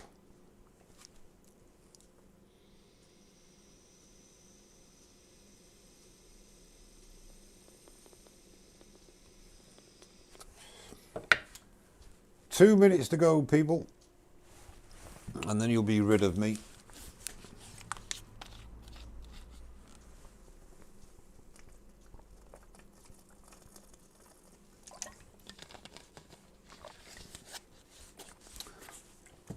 I don't want to go to work tomorrow. I'll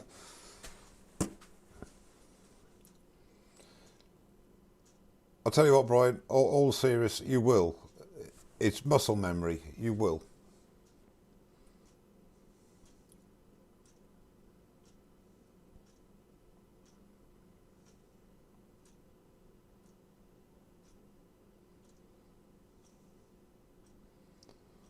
Jay, is that Mike's red ring behind him? Oh, I'm not answering that. Mr. J.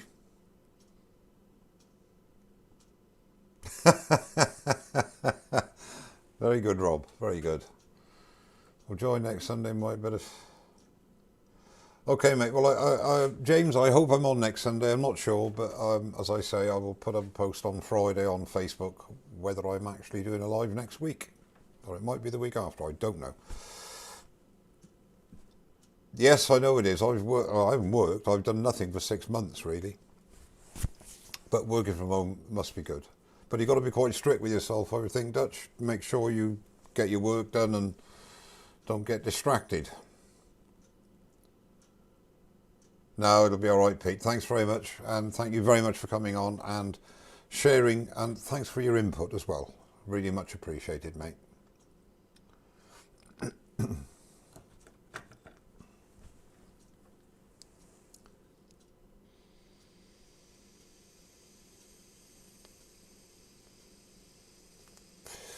No, that's the problem, Dutch.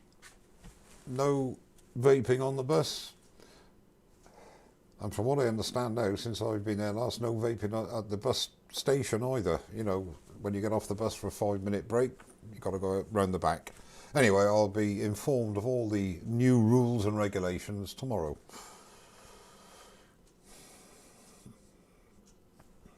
It's surprising, actually, when you know you can't have a vape, you don't have a vape.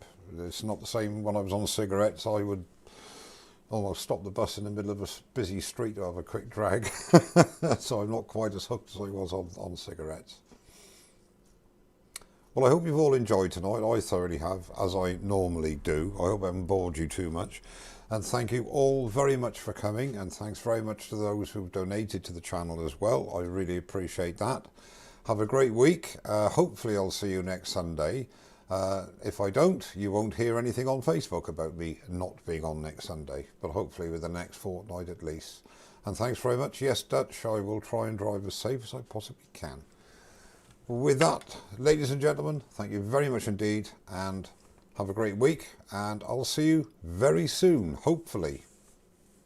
Good night.